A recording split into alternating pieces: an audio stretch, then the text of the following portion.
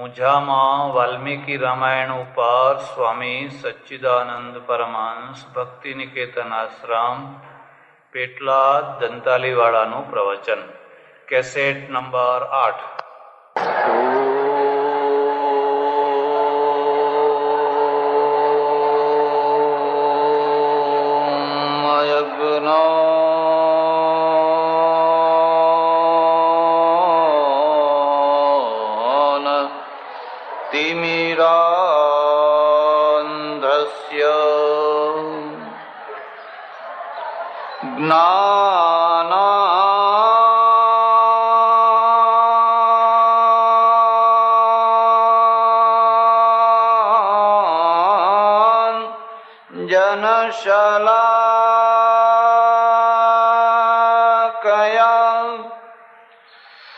चक्षुरुन्मीलितं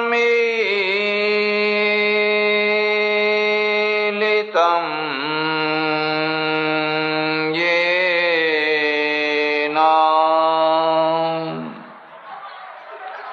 तस्मै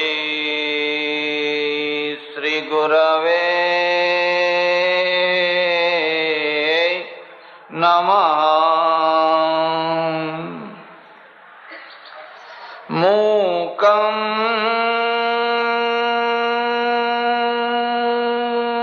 करोति वाचालं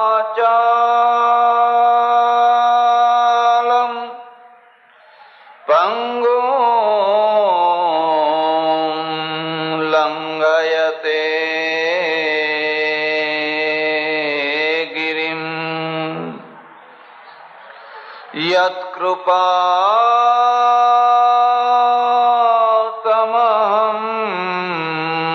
वन्दे परमानन्दमाधवम्।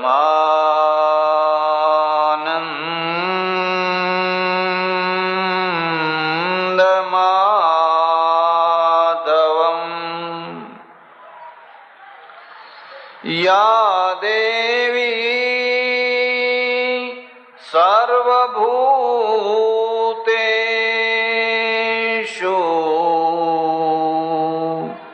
शान्तिरूपेण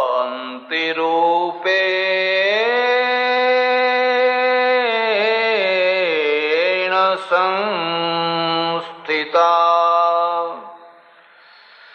नमस्तस्यै नमस्तस्यै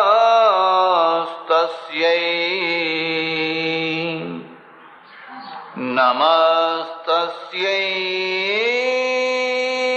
नमो नमः। अम्बे मात की, उमिया मात की, सद्गुरुदेव की। नमः पार्वती पते हर हर।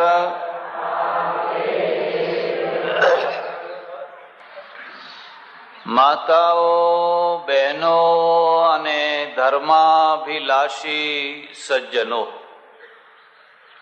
મહર્ષિ વાલ્મીકી વિરચિત રામાયણની કથાના પ્રસંગમાં સંસારમાં જેનું સંયુક્ત ઘર હોય, જેના ઘરમાં એક સાથે ઘણા માણસો રહેતા હોય, એના ઘરમાં કેવી કેવી ખટપટો થાય છે, કેવા કેવા ઝઘડાઓ થાય છે.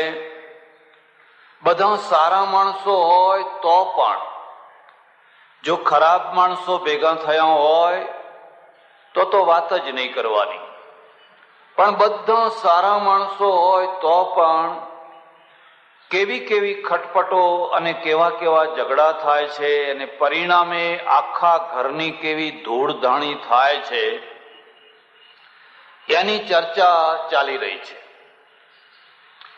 યાદ રાખજો, જીવનમાં બે વ્યવસ્થાઓ મહત્વનો ભાગ ભજવતી હોય છે. વ્યવસ્થાનો અર્થ જ થાય છે વ્યવસ્થા. અવ્યવસ્થામાં કદી સુખ ન હોય. તમે બધા આટલા બધા માણસો અહીંયા બેઠા છો, પણ જો વ્યવસ્થિત રીતે બેઠા હો તો સુખી થાઓ, અને જો અવ્યવસ્થિત રીતે બેસો, ઉઠો, બોલો, વાતચીત કરો, ઘોંઘાટ કરો તો પોતે દુઃખી થાઓ અને બીજાને પણ દુઃખી. બે વ્યવસ્થાઓ બહુ મહત્વનો ભાગ ભજવતી હોય છે. એક કુદરતી વ્યવસ્થા. આ જે કુદરતી વ્યવસ્થા છે એનું નામ ધર્મ છે, અને એટલે એને સનાતન ધર્મ કહેવાય છે. આ વાતને સમજજો. આ જે તિલક કરીએ છીએ એ ધર્મ નથી, એ સંપ્રદાય છે, એ પંથ છે. કોઈ એક સમયે શરૂ થયો. કુદરતે, નેચરે એક વ્યવસ્થા કરી છે તમારા ખાવાની, ખાવાને પચાવવાની, પચાવેલાનું લોહી બનાવવાની, આખી એક તમારા શ્વાસ લેવાની, એ શ્વાસમાંથી પ્રાણવાયુ લઈ લેવાની, કાર્બન ડાયોક્સાઇડ બહાર કાઢી નાખવાની, એટલી મોટી વ્યવસ્થા કરી છે. તમારા શરીરમાંથી ઝેરને બહાર કાઢી નાખવા માટે કિડનીની વ્યવસ્થા, બધી કેટલી કેટલી વ્યવસ્થા કરી છે.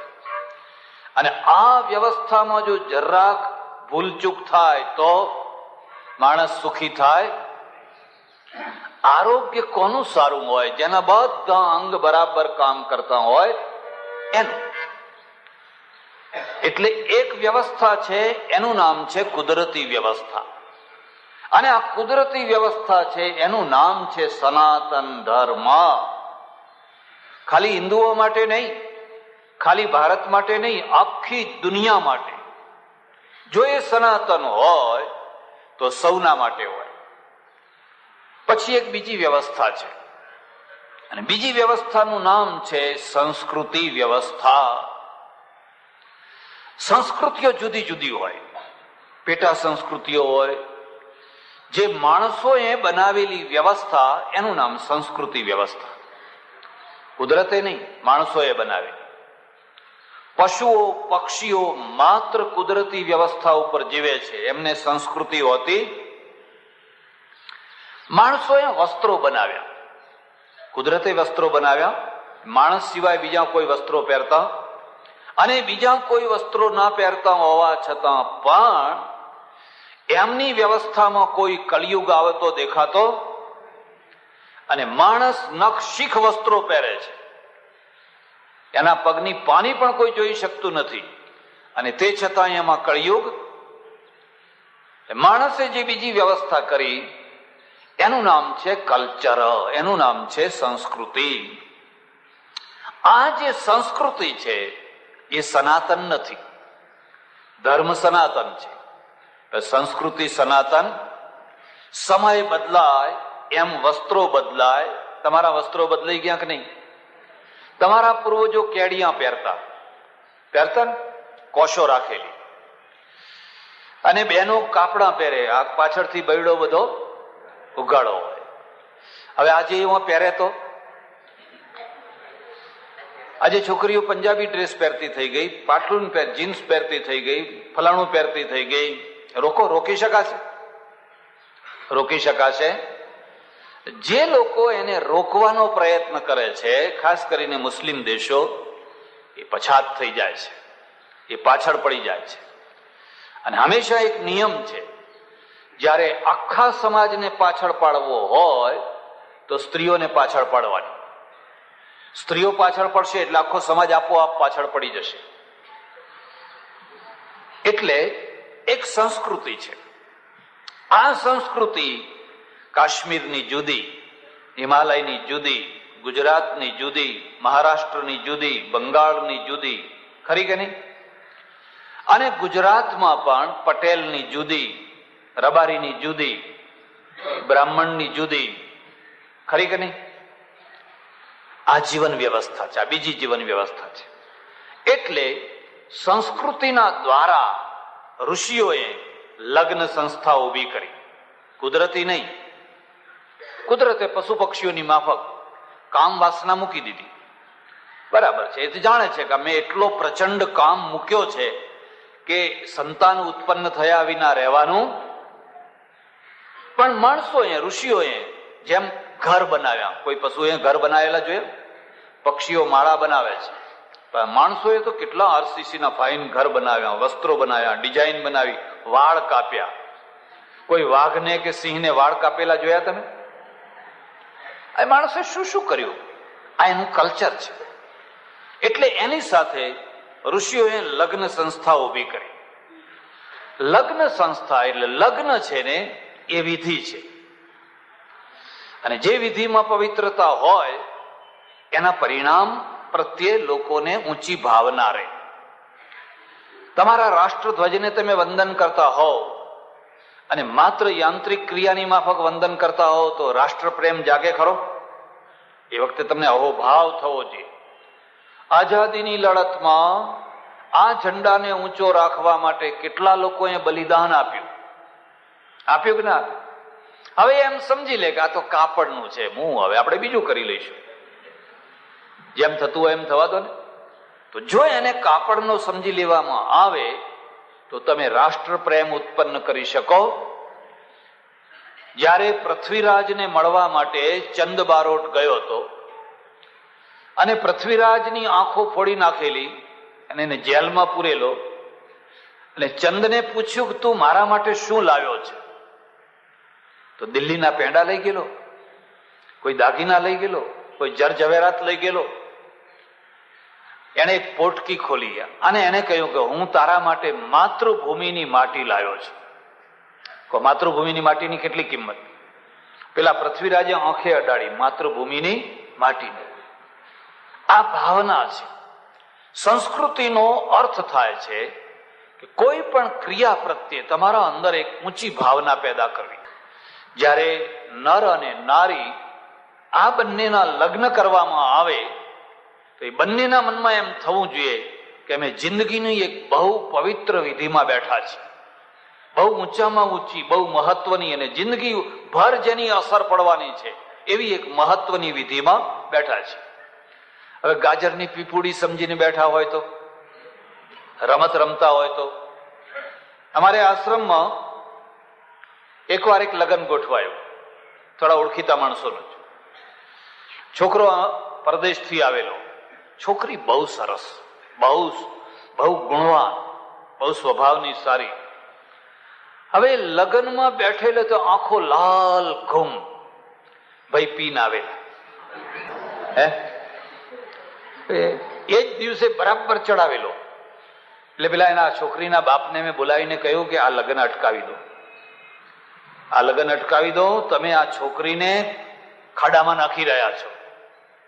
મને કે બાપજી મને ખબર પડી, પણ હવે અટકાવાય? આબરૂ, આ તો આ આબરૂ, હવે પશુઓને આબરૂ હોય છે.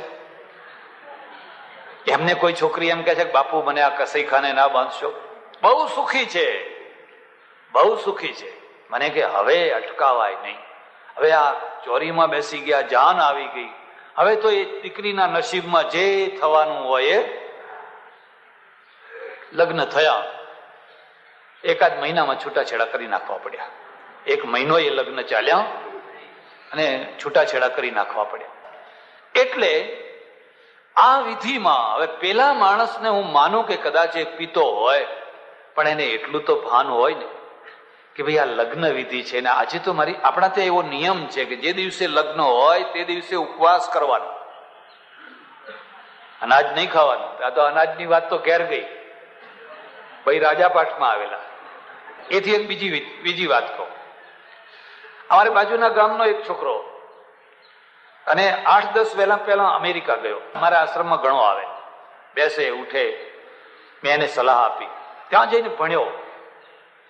બહુ સાત્વિક છોકરો, બધા પુસ્તકો વાંચે, કેસેટો સાંભળે. અને પછી 8-10 વર્ષે આવ્યો. મને કે મારે એક જ ઈચ્છા છે, મારે કન્યા જોઈએ છે, પૈસા નથી જોઈતા, મારે કન્યા જોઈએ છે, કોઈ સારી કન્યા મને મળે તો એટલા માટે હું આવ્યો છું. બહુ સાત્વિક વિચારો. આપણે એમ માનીએ છીએ કે આ પરદેશ જઈને છોકરાઓ બગડી જાય છે અને ઊંઝામાં રહીને સુધરી જાય છે. ખરી વાત કે એ વાત બરાબર નથી. જેને બગડવું છે ને એ તો કોઈ પણ જગ્યાએ બગડવાનો છે, અને જેને બચવું છે એ તો ભૂંડામાં ભૂંડી જગ્યાએ જઈને પણ બચવાનો છે. અને ભૂંડામાં ભૂંડી જગ્યાએ જઈને પણ જે બચે ને એનું નામ જાત કહેવાય, જાતવાન કહેવાય. જાતવાનનો બીજો શું અર્થ છે? 10 દારૂડિયાના વચ્ચે બેઠો હોય પણ એક પ્યાલીને હાથ ન અડાડે એટલે એનું નામ જાતવાન કહેવાય. 8 જુગારિયા જુગાર રમતા હોય રમે પણ એ માણસ એમાં ભાગ ના લે એટલે એનું નામ જાતવાન કહેવાય. આ છોકરો આવ્યો પછી એક સારી કન્યા સાથે મેળ પડી ગયો. કન્યા પણ બહુ સારી, બંને બહુ સારા. મારે આશ્રમમાં આવે, બેસે, ઉઠે, જમે ઘણી વાર. હવે બન્યું એવું કે છોકરો જયારે જાન લઈને કન્યા પક્ષમાં ગયો ને ત્યારે વરપક્ષ અને કન્યા પક્ષના જે પિતાઓ હતા ને એ જ ચડાવી નાચવા માંડ્યા. છોકરો ને છોકરી નહીં હો, એના હવે આ કળિયુગ છોકરામાં આવ્યો છે કે એના બાપમાં આવ્યો છે? એનો બાપ 50, 55, 60 વર્ષનો બાપ છે એ, અને પેલો વેવાઈ. કારણ કે પેલા ફોરેનનું બોક્સ આવેલું ને એટલે ચડાવવામાં કઈ ઓછું રાખ્યું અને પછી ટોળામાં એવા નાચે ને એવા કૂદે કે આ છોકરો ને છોકરી બિચારા શરમાઈ ગયા. કેટલીક વાર મોટા શરમાય તો કેટલીક વાર નાના શરમાય. એવું ના સમજતા કે હંમેશા નાના જ ખોટા હોય છે અને મોટા બધા સારા હોય છે એવું સમજી લેતા.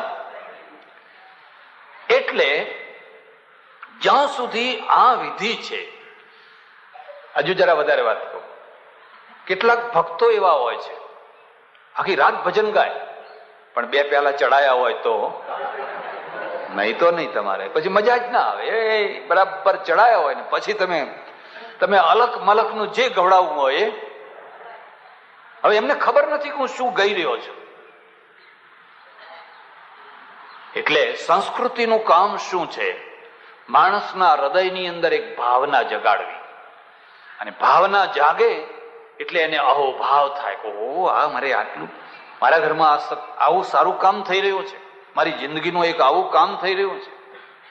જો એટલે ભગવાને ભગવદ્ ગીતામાં લખ્યું છે, નાસ્તિ બુદ્ધિર્યુક્તસ્ય નચા યુક્તસ્ય ભાવના નચા ભાવયત શાંતિ પ્રશાંતસ્ય કુતઃ સુખમ. અર્જુન, જે આ મેં તને બુદ્ધિયોગ આપ્યો ને, આજે બુદ્ધિયોગની તારા પાસે ચર્ચા કરી, એ અયુક્તસ્ય, જે યોગી નથી એને આ બુદ્ધિયોગ મળે જ નહીં. અને જેને ભાવના નથી એ કદી યોગી ના થઈ શકે. એટલે હું જયારે અહીંયા આવું છું ને પેલા માતાજીના ફોટાને પગે લાગુ છું, ગુરુજીને પગે લાગુ છું, આ ગ્રંથને પગે લાગુ છું, આ વ્યાસપીઠને પગે લાગુ છું. હવે હું એમ સમજુ કે આ તો બધું કાગળ છે, રૂ ભરેલું ગોદડું છે, તો એવું જ છે ને, એ જે છે એ છે. પણ મારા હૃદયની અંદર એમ થવું જોઈએ કે હું એક મહત્વનું પવિત્રનું કામ કરવા માટે આ ગાદી ઉપર બેસવાનો. અને તમે જયારે કથા સાંભળવા આવો ત્યારે તમારા મનમાં પણ એવી ભાવના, અને જો તમારા મનમાં એવી ભાવના ન થાય અને તમે માત્ર કોરા બુદ્ધિવાદથી આવો તો તમને જોઈએ એવો પૂરો લાભ થશે? કેમ લાભ નહીં થાય? કારણ કે તમારા મનનું જે ઢાંકણું છે ને એ પૂરેપૂરું ઉઘડશે નહીં, અને પૂરેપૂરું ઉઘડશે નહીં એટલે ગમે એટલો વરસાદ પડશે તો પણ એ વરસાદને તમે સ્વીકાર કરી શકશો. ચોમાસાના દિવસો અને વરસાદની ઝડી પડે. અત્યારે તો ઘણું સારું છે, ઘરમાં જ ચકલી. પહેલા તો 2 કિલોમીટર પાણી ભરવા જવું પડે, ત્રાસ પાણીનો. એટલે કેટલાક લોકો શું કરે કે ઘરમાં વરસાદ આવે તો વાસણો મૂકી દે, એટલે જેટલું ભરાય એટલું, એટલે નાવા ધોવા, બીજા ત્રીજા વાસણ ઘસવા એમાં તો કામ આવે. એટલે અડધી રાત પછી વરસાદ આવ્યો અને એક બેન છે ને આંખી ચોરતી ચોરતી ઊભી થઈ, ગજટ લઈને મોટામાં મોટું જે માટલું હતું ને એ પેલો દદડો પડતો ત્યાં મૂકી દીધું. આખી રાત વરસાદ પડ્યો, સુઈ ગઈ. પછી સવારે ઉઠીને જોયું તો એક ટીપું પાણી નહીં આવે, એક ટીપું પાણી નહીં આવે. કેમ? માટલું ઊંધું મુકાઈ ગયું.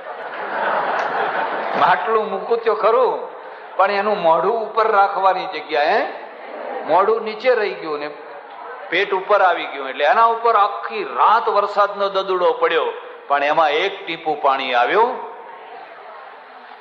ઘણા શ્રોતાઓ એવા હોય, માટલું ઊંધું મૂકીને જ બેહે, પછી ભલે ને આખો મહિનો ઉપર દદડો પડતો હોય પણ હરામ જો એમાં એક ટીપું આવે તો ભાવના નચા ભાવયત શાંતિ પ્રશાંતસ્ય કુત સુખમ. હે અર્જુન, જેને શાંતિ ન મળી હોય એને કદી સુખ મળે? એટલે આપણે આ બધી વંદના કરીએ છીએ, આ પ્રાર્થના કરીએ છીએ, આપણા હૃદયમાં નિર્મળતા આવે, પવિત્રતા આવે એટલા માટે. તો આ લગ્ન સંસ્થા છે, એ લગ્ન પણ જિંદગીનું એક પવિત્ર કાર્ય છે. આપણા ત્યાં ઋષિ યુગની અંદર ઋષિ છે, એ જયારે ગુરુકુલમાં વિદ્યાર્થીને ભણાવીને હોશિયાર બનાવીને ઘેર મોકલે છે, કોઈને બાવા નથી બનાવતા. તમે જોજો, હું તો તમને ખાસ ભલામણ કરું છું, ઉપનિષદોમાં, ગીતામાં, બ્રહ્મસૂત્રમાં કોઈ જગ્યાએ તમને સાધુ જોવા નહીં મળે. બધા ઋષિઓ જ ઋષિઓ છે, કોઈ સાધુ જોવા નહીં મળે તમને. સાધુઓનો જે આટલો મોટો ઉછાળો આવ્યો ને, શ્રમણ યુગથી આવ્યો. શ્રમણો આવ્યા અને એમણે સાધુઓ જ સાધુઓ, સાધુઓ જ સાધુઓ, સાધુઓ જ સાધુ. ભાઈ એમાં બહુ મોટું, ઋષિમાં અને સાધુમાં બહુ મોટું અંતર. પેલો ઋષિ છે, 12 વર્ષ સુધી એને બધી વિદ્યા ભણાવે છે, અને ભણાવ્યા પછી એને ઘણી આજ્ઞાઓ આપે છે. જા બેટા ઘેર જા, આવે મા બાપની સેવા કર. અને એમાં એક આદેશ આપે છે, પ્રજાતંતુમાં વ્યવચ્છેદસી, પ્રજાના તાંતણાને તોડીશ નહીં. આદેશ આપે છે, જા ઘેર જા અને પ્રજાના તાંતણાને તું તોડીશ. પ્રજાતંતુમાં વ્યવચ્છેદસી, આ ઋષિ યુગ છે, આ ઋષિઓની પ્રણાલી છે. પછી પેલો છોકરો ઘેર જાય છે. પ્રસંગ છે એટલે થોડી વાત વધારે કહું છું. તમે બ્રાહ્મણના ખભા ઉપર જનોઈ જોઈ હશે, પહેલા તમે પહેરતા, પણ પછી તમે છોડી દીધી. જો કે હવે તો બ્રાહ્મણો છોડી દે છે, યુગનો પ્રભાવ છે. પણ કોઈ વારે જનોઈનો તમે વિચાર કર્યો? એમાં 3 તાંતણા હોય છે. કેટલા? 3 તાંતણા હોય છે. અને એની એક તાંતણામાં પાછા 3 તાંતણા હોય છે. અને એની કુલ લંબાઈ જો તમે માપો તો 96 મુષ્ટિ થાય. આ 96 મુઠ્ઠો ભરાય ને એટલી 96 મુષ્ટિ થાય. અને એના ઉપર 3 ગાંઠો હોય છે. એનું નામ બ્રહ્મ ગાંઠ છે. બધાને એ ગાંઠ વાળતા આવડે? શું છે એ જનોઈ શું કહેવા માંગે છે? એમ કહેવા માંગે છે કે તારા ખભા ઉપર 3 દેવા છે. દેવ ઋણ, ઋષિ ઋણ, પિતૃ ઋણ.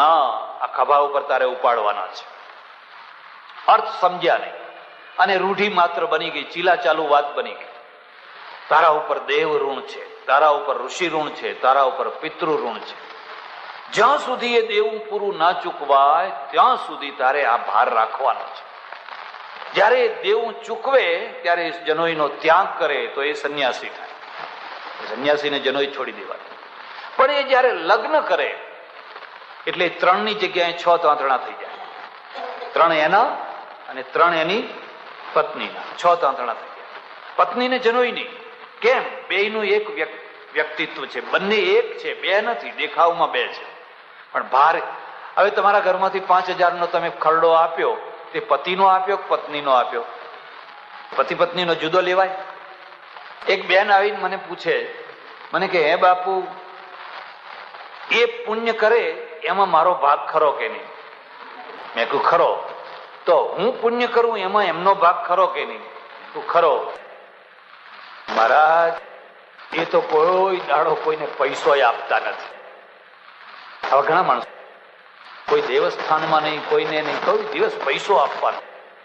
એ કોઈ દાડો ચકલાને દાણા નથી નાખતા, કોઈ કીડિયાને નગર નથી પૂરતા, કોઈને જમવાનું નથી કહેતા, એ કોઈ દિવસ એક પૈસો કોઈને આપતા. મેં કહું હવે કેમ સમજવાનું? તારે અડધું પુણ્ય તું તો કરે છે ને કે મારે છાનું છપનું કરવું પડે છે. જો એ જોઈ જાય તો એમને ગમતું. આ વ્યવસ્થા છે. 2 નહીં, 2નું એક વ્યક્તિત્વ છે, સંયુક્ત. એટલે લગ્ન પેલા ઋષિએ કહ્યું પ્રજાતંતુમાં વ્યવચ્છેદસી. બાળક થાય છે કોનું? બાપનું કે માનું? કોનું? 2 ભાગ પડાય. અડધું તારું ને અડધું હાથ પગ તારા અને દળ મારું, એવું 2 ભાગ પડાય. આ જે વ્યક્તિત્વની એકતા છે ને, બતાવવા માટે પુરુષના ખભા ઉપર 6 તાર મૂકી દીધી. એટલા માટે એને આગળ ચલાવ્યો. પુરુષ આગળ ચાલે અને પત્ની પગલે પગલે પાછળ. કેમ આવું કેમ ગોઠવ્યું? જરા વાતને સમજવા જેવી છે. સાયકલ હોય એ સાયકલને કેટલા બે પૈડા હોય ને, એમાં એક આગળ પૈડું હોય ને એક પાછળ હોય. હવે આગળનું પૈડું એ પુરુષ છે અને પાછળનું પૈડું એ આગળનું પૈડું એ પુરુષ છે અને પાછળનું પૈડું એ સ્ત્રી છે. તો શક્તિ ક્યાંથી આવે છે? ચેન ક્યાં ફરે છે? કોનું? બે ભાગ પડે, અડધું તારું ને અડધું હાથ પગ તારા અને દળ મારું, એવું બે ભાગ પડી કરી.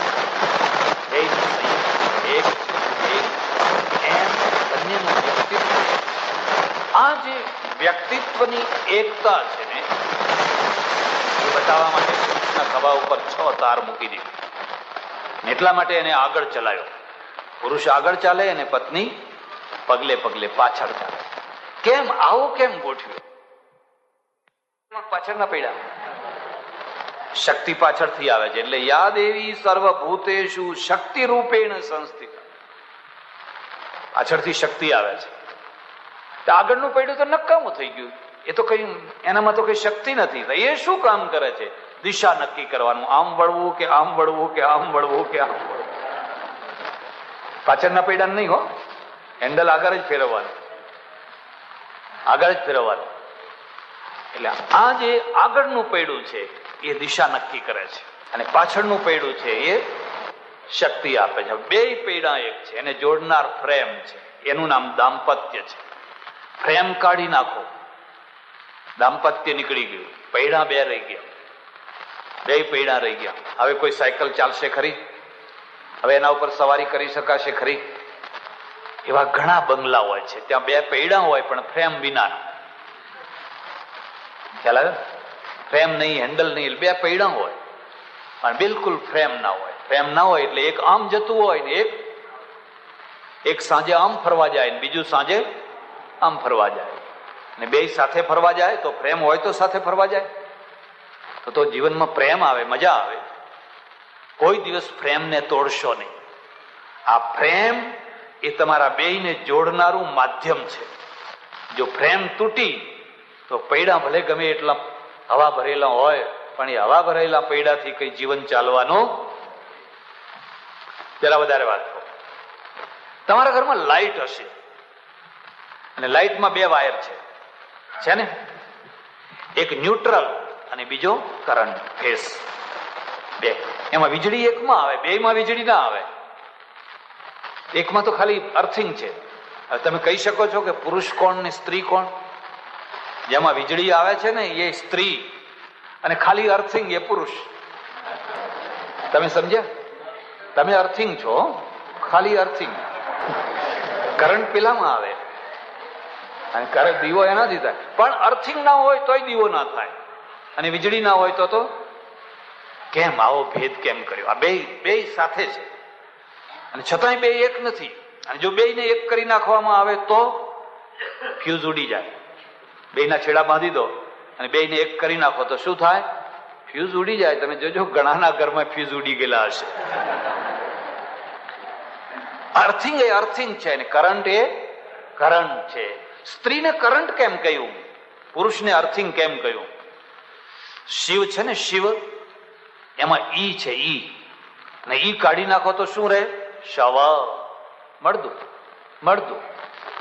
જેના ઘરમાં ઈ ના હોય ને એવા પુરુષને જોજો મળદું. ઈ એટલે સમજ્યા ને? સ્ત્રી. જેના ઘરમાં સ્ત્રી ના હોય, એકલા ભાઈ હોય, તમે જઈને જોજો બાવા જેવા પડ્યા હોય, અઘોરી બાવા જેવા. પાણીયારાનો લોટો અને સંડાસનો લોટો એક કલરનો. ખબર જ ના પડે કે કયો પાણી પીવાનો છે કે કયો સંડાસ જવાનો છે. એ બધા મેલા કોશિકા, મેલા ગાદલા, બધે બાવા. એટલે આપણા લોકોએ કહ્યું કે બાવા વળ્યા. કેમ એવા બાવા નામ કેમ પાડ્યું? જ્યાં જુઓ તો ખાધું તો શું, ના ખાધું તો શું, બપોરે ખાધું, સાંજે ખાધું, ચણા ફાંકી લીધા, મગફળી ફાંકી લીધી, પડ્યા હોય ગોરી બાવાની માફક એમને. એટલે ઉપનિષદમાં કહ્યું છે કે સ એકાકી ન રમતે અથ દ્વિતીયમ ઐચ્છત. એટલે પુરુષની રચના કરી પરમેશ્વરે, એકને આનંદ ના આવ્યો, એને મજા જ. આખો દિવસ કાઢવો કેવી રીતે? હવે માનો તમે એક ઓયડીમાં એકલા બાવા જેવા પડ્યા હોય, કરવું શું આખો દિવસ? એકાકી ન રમતે અથ દ્વિતીયમ ઐચ્છત. પછી એને ભગવાનને કહ્યું કોઈ બીજું આપો તો કઈક જિંદગી જાય. હવે આ એકમાં ને એકમાં તો કેવી રીતે જિંદગી કાઢવી?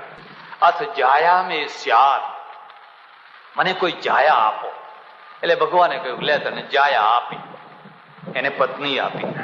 પત્ની આપીને આય પછી દોડા દોડ કરવા માંડ્યા. ઊંઝા ને મહેસાણા ને, ઊંઝા ને વિસનગર ને, ઊંઝા ને પાટણ ને, ઊંઝા ને અમદાવાદ ને. જમ્પ કરીને બેસતો નથી, કારણ કે પેલી જે જાયા આવી ને એટલું લાંબુ લિસ્ટ લઈને આવી કે કદી પૂર્ણ વિરામ મુકાય જ. આ લાવો ને આ લાવો ને આ લાવો ને આ લાવો ને આ લાવો ને આ લાવો. એ આજુબાજુના કોઈના ઘરમાં જાય અને જો સ્ટીલના વાસણો જોયા આવે એટલે તરત જ કે આપણે આ લાવવું પડશે. એના ઘરમાં ફ્રીજ છે તો આપણે આ લાવવું પડશે. હવે લાવવા, અને આને બહુ આનંદ આવે લાવવામાં, દોડવામાં આનંદ આવે. પેલા બાવા જેવો એમને એમ પડ્યો હતો અને હવે દોડ કરતો હોય. અમે ઘણી વાર ગામડામાં ફરતા પહેલા બહાર કઈ મહાદેવનું મંદિર હોય ત્યાં પડ્યા રહીએ. અને પછી અમારા જેવા ગામમાં થોડાક માણસો હોય ત્યારે હોય, ખાલી થોડોક જ ફરક હોય, એ અમારી પાસે પડ્યા રહે. છોકરાઓ, જુવાન છોકરાઓ પડ્યા રહે. તો હું એમને કહું, લે રાતના 10 વાગ્યા 11 વાગ્યા, હવે જાઓ ઘેર જાઓ, જઈને સુઈ જાઓ, કોઈ ઘેર જવાનું નામ ના લે. 2-5 વર્ષે પછી આવીએ ને પેલા ચહેરા ખોળીએ કે પેલો ક્યાં ગયો, પેલો નથી દેખાતો, પેલો નથી દેખાતો. આજ કાલ આવશે, પરમ દિવસે આવશે. પછી કોઈને પૂછીએ કે ભાઈ પેલો હર્ષદ નથી દેખાતો, પેલો કાંતિ નથી દેખાતો. મને કે મહારાજે તો પૈણી ગયા. એટલે પૈણી ગયા ભલે પૈણી ગયા હોય, એમાં અહીં દર્શન કરવા પહેલા અહીં નહીં પડ્યા પાથરા રહેતા હતા આ માતાજીના મંદિરમાં જ. તો હવે કેમ દેખાતા નથી? માતાજી ઘેરમાં જ આવી ગયા એમ. હવે બીજે કઈ દર્શન કરવાની જરૂર. સદિતિયમ ઐચ્છત. અને પછી એક લાંબુ, એને પ્રવૃત્તિ માર્ગ કહેવામાં આવ્યો. એ માર્ગનું નામ શું રાખ્યું? પ્રવૃત્તિ માર્ગ. એનો કોઈ પૂર્ણ વિરામ નહીં. તમે દોડ દોડ દોડ, અને આનંદ આવે, એમાં રસ પડે લાવવામાં. શાકભાજી લઈ આવો, ફલાણું લઈ આવો, મરચાં લઈ આવો, આજ દહીં વડા કરવા છે, આજ ફલાણું કરવું છે, દોડા દોડ કરો. આને લગ્ન સંસ્થા કહેવાય. હવે લગ્ન સંસ્થા છે એ લગ્નને નો પરિપાક દાંપત્ય છે. વિધિ તો થઈ ગઈ, બ્રાહ્મણે અડધો પોણો કલાકમાં કરાવી દીધી વિધિ. એટલે કે બધું પતિ ના ગયું, બહુ પવિત્ર ભાવથી વિધિ કરી. પણ આગળ જે સાધના છે એ સાધનાનું નામ છે દાંપત્ય. અને અઘરામાં અઘરી આ સાધના, અઘરામાં કઠોરમાં કઠોર. એ સાધના શું છે? એક તપેલીમાં ઉકળતું પાણી હોય, એમાં તમારે ખીચડી બનાવવી હોય. એટલે પેલા મગની દાળ અને ચોખા બે નાખો ને અંદર. પછી બેયને ખૂબ તાપ આપો, ઉકળે ઉકળે ઉકળે ઉકળે ઉકળે. અડધા પોણા કલાક પછી ખીચડી તૈયાર. બસ આનું નામ દાંપત્ય. મગની દાળને ઢીલી થવાનું છે અને ચોખાને ઢીલા થવાનું છે, અને ઢીલા થાય તો ખીચડી થાય. હવે બે અક્કડ ને અક્કડ રહે, એને અક્કડ ને અક્કડ રહે એનું શું કહેવાય? કોકડું કહેવાય. કોકડું ની ખીચડી થાય. એને તમે ગમે એટલા ઉકાળો ને, ગમે એટલું બળતું કરો ને, કોકડું કદી ખીચડી થાય? કેટલાક લોકોને તમે જોજો, કોકડું ને કોકડું, તમે એ કદી પણ. હવે આ જે ખીચડી છે ને, એ ખીચડી 3 પ્રકારની છે. એક તો વગર ચડેલી, ચડી જ ના હોય, ગમે તે કારણસર ઠૂંઠવાઈ ગઈ હોય કે ગમે તે હોય, પણ ચડી જ ના હોય. કેટલાકની ખીચડી જોજો ચડ્યા વિનાની જ હોય, ના ચોખ્ખો ચડ્યો હોય, ના દાળ ચડી હોય. હવે આમ થાળીમાં પીરસો તો ખખડે. એક બીજી ખીચડી છે, અમારે ચડોતરની ખીચડી છે. ચડોતરની ખીચડીમાં દાળ ચડી જાય, ચોખ્ખો ચડી જાય, પણ બે સાબુત રહે. દાળ અલગ દેખાય, ચોખ્ખો અલગ દેખાય. એમ કેટલાકના દાંપત્ય હોય બે ચડી ગયા હોય, દાંપત્ય હોય પણ છતાં બે અલગ હોય, બે અલગ અલગ હોય. એક કાઠિયાવાડની ખીચડી હોય, અને કાઠિયાવાડની ખીચડી શું થાય? લૂંદા જેવી થઈ જાય. દાળે બિલકુલ ચડી જાય ને ચોખ્ખો બે થઈને એક રસ થઈ ગયા હોય. આમ હાથમાં પકડીને જો દિવાલ ઉપર ફેંકો ને તો એ ચોંટી જાય, એવી ખીચડી. અને પેલી ચડોતર વાળી ખીચડી જો આમ પકડીને ફેંકો ને બધું છૂટું થઈને, અને પેલી તો એકદમ ચોંટી જાય. અરે સવારની મૂકેલી ખીચડી સાંજે પહેલા ખાતા, માટલામાં કરતા ને પેલા માટીના વાસણ, એમાં દાળ ને ચોખ્ખો અલગ દેખાય. આ 3 પ્રકારના દાંપત્ય છે. કેટલાક દાંપત્ય કોરડું વાળા હોય, ચડ્યા જ ના હોય, અને ચડ્યા ના હોય એટલે બે ઘરમાં રહેતા હોય, અને ઘરમાં રહેતા હોય પણ અંદરથી બે એકબીજાને મળે, એકબીજાના સાથે ઓતપ્રોત થઈ શક્યા હોય. હવે ઓતપ્રોત ન થયા હોય તો શું પરિણામ આવે? તો એને પ્રેમ ના મળે, એને સુખ ના મળે, એને શાંતિ મળે. બે ડાયા હોય તો એટલું થાય કે મહેમાન આવે ત્યારે સાચવી લે, મહેમાન આવે ત્યારે બંને એકબીજાને સાચવી લે, મહેમાનને ખબર પડવા દે. અને ગાંડા હોય તો ખબર પડી જ જાય. એમાં એક ગાંડું હોય તોય ખબર પડી જાય, બેની જગ્યાએ એક ગાંડું હોય તોય ખબર પડી જ જાય. એકવાર મારે એક જગ્યાએ જમવા જવાનું થયું. હવે અમારે તો શું રોજ નવા અનુભવ કરવાના, તમારે એક ને એક જગ્યાએ જમવાનું, અને અમારે તો રોજ નવા નવા ઘરમાં. આફ્રિકામાં રહું, નૈરોબીમાં, અને એક બ્રાહ્મણના ત્યાં જમવાનું. બ્રાહ્મણના ત્યાં બ્રાહ્મણ ડોસા 80-82 વર્ષના, એમના પત્ની 75 વર્ષના. 1:30-2 વાગે જમવા લઈ ગયા, અને બરાબર કકડીને ભૂખ લાગેલી. પછી ટેબલ ઉપર બેઠા. હવે આ 80 વર્ષના ડોસા થોડું દેખાય ઓછું, થોડું સંભળાય ઓછું, બે. અને પેલા 75 વર્ષના ડોશીમાં એ પીરસવામાં થોડુંક વહેલા મોડું થાય ને કોઈ ચીજ લાવવામાં, એટલે કોઈ ચીજને વધારે વાર લાગી એટલે આમ ડોસા પેલા પાછા મોતિયાવાળા ચશ્મા, આંખ મોટી દેખાય પાછા. આમ રસોડા સામે 1 વાર જોયું, 2 વાર જોયું, 3 વાર જોયું, અને આ મરચું છે ને વઘાર થઈ ગયો. એ લખડી ક્યાં મરી ગઈ? પેલા જે હતા ને એમનું નામ લક્ષ્મીબેન. લક્ષ્મીબેન કોણ કે? હે, અહીંથી જોરથી ચીસ પાડી, હે લખડી ક્યાં મરી ગઈ? એટલે હું તો સળાક થઈ ગયો. મેં કહું આ મારી હાજરીમાં જો આ રીતે આમના ઉચ્ચારણો થતા હોય તો ગેરહાજરીમાં તો કેવા થતા હશે. એટલે પેલા લખડીબા છે ને અંદરથી આવ્યા ધીરે ધીરે, કેવા કાચબાની ચાલે, પેલી પાટલાખો ચાલતી હોય ને, ધીરે ધીરે આવ્યા. આવીને કે છે કાંઈ નથી મરી ગઈ, તમારું 12મું ખાઈને પછી મરીશ એમ કે. આ કૃષ્ણાર્જુન સંવાદે જેમ ભગવાન અને કૃષ્ણ ને અર્જુનનો સંવાદ થયો હતો. મેં કહ્યું આજ તો ગજબનો સંવાદ સાંભળવા મળ્યો. એટલે પછી પીરસ્યું ખરું, પણ પેલા ડોસા એમ નીચું જોયેલું, અને હું આ લખડીબાનો ચહેરો જોવા માટે આમ એમના સામે ઊંચી આંખ મેં કરી, એટલે મને જોઈને પેલા ડોહાના સામે આમ કર્યું, આમ 2 અંગૂઠા કરીને. હવે એક સંન્યાસીને જમવા બોલાવ્યા છે, અને છતાંય આ બેયનો સંવાદ આવો ચાલે છે, ત્યારે ગેરહાજરીમાં કેવો ચાલતો હશે? કેમ? કારણ કે બંને ચડ્યા નથી. ચોખ્ખો છે ને દાળ છે. એટલે હવે આ તો પડ્યું પનારું પાડવાનું છે, બાકી એ પનારામાં કઈ મજા આવતી. એક ખીચડી એવી હોય, એક થઈ ગઈ, એને અલગ ના કરી શકાય. તમે હવે લાખ પ્રયત્ન કરો, એકબીજા સાથે ઓતપ્રોત થઈ ગયા છે. આનું નામ છે સિદ્ધ થયેલું દાંપત્ય. અને દાંપત્ય જ્યારે સિદ્ધ થાય છે ત્યારે સંસારને સ્વર્ગ ભોગવવા માટે ઉપર નથી જવું પડતું. ઉપરના સ્વર્ગને એ સંસારીના ઘરમાં આવવું પડે છે. એ સંસારી ઝૂંપડામાં રહેતો હોય તો ઝૂંપડામાં આવવું પડે, અને બંગલામાં રહેતો હોય તો બંગલામાં આવવું પડે. અને બંગલામાં રહેતો હોય, આરસપાણનો બંગલો હોય ને ચોખ્ખો દાળ બે કડક ને કડક રહી ગયા હોય તો ત્યાં સ્વર્ગ ના હોય, નરક જ. દાંપત્યની સિદ્ધિ ક્યારે થાય? યાદ રાખજો. દાંપત્ય છે ને, એ દાંપત્યની સિદ્ધિ ક્યારે થાય?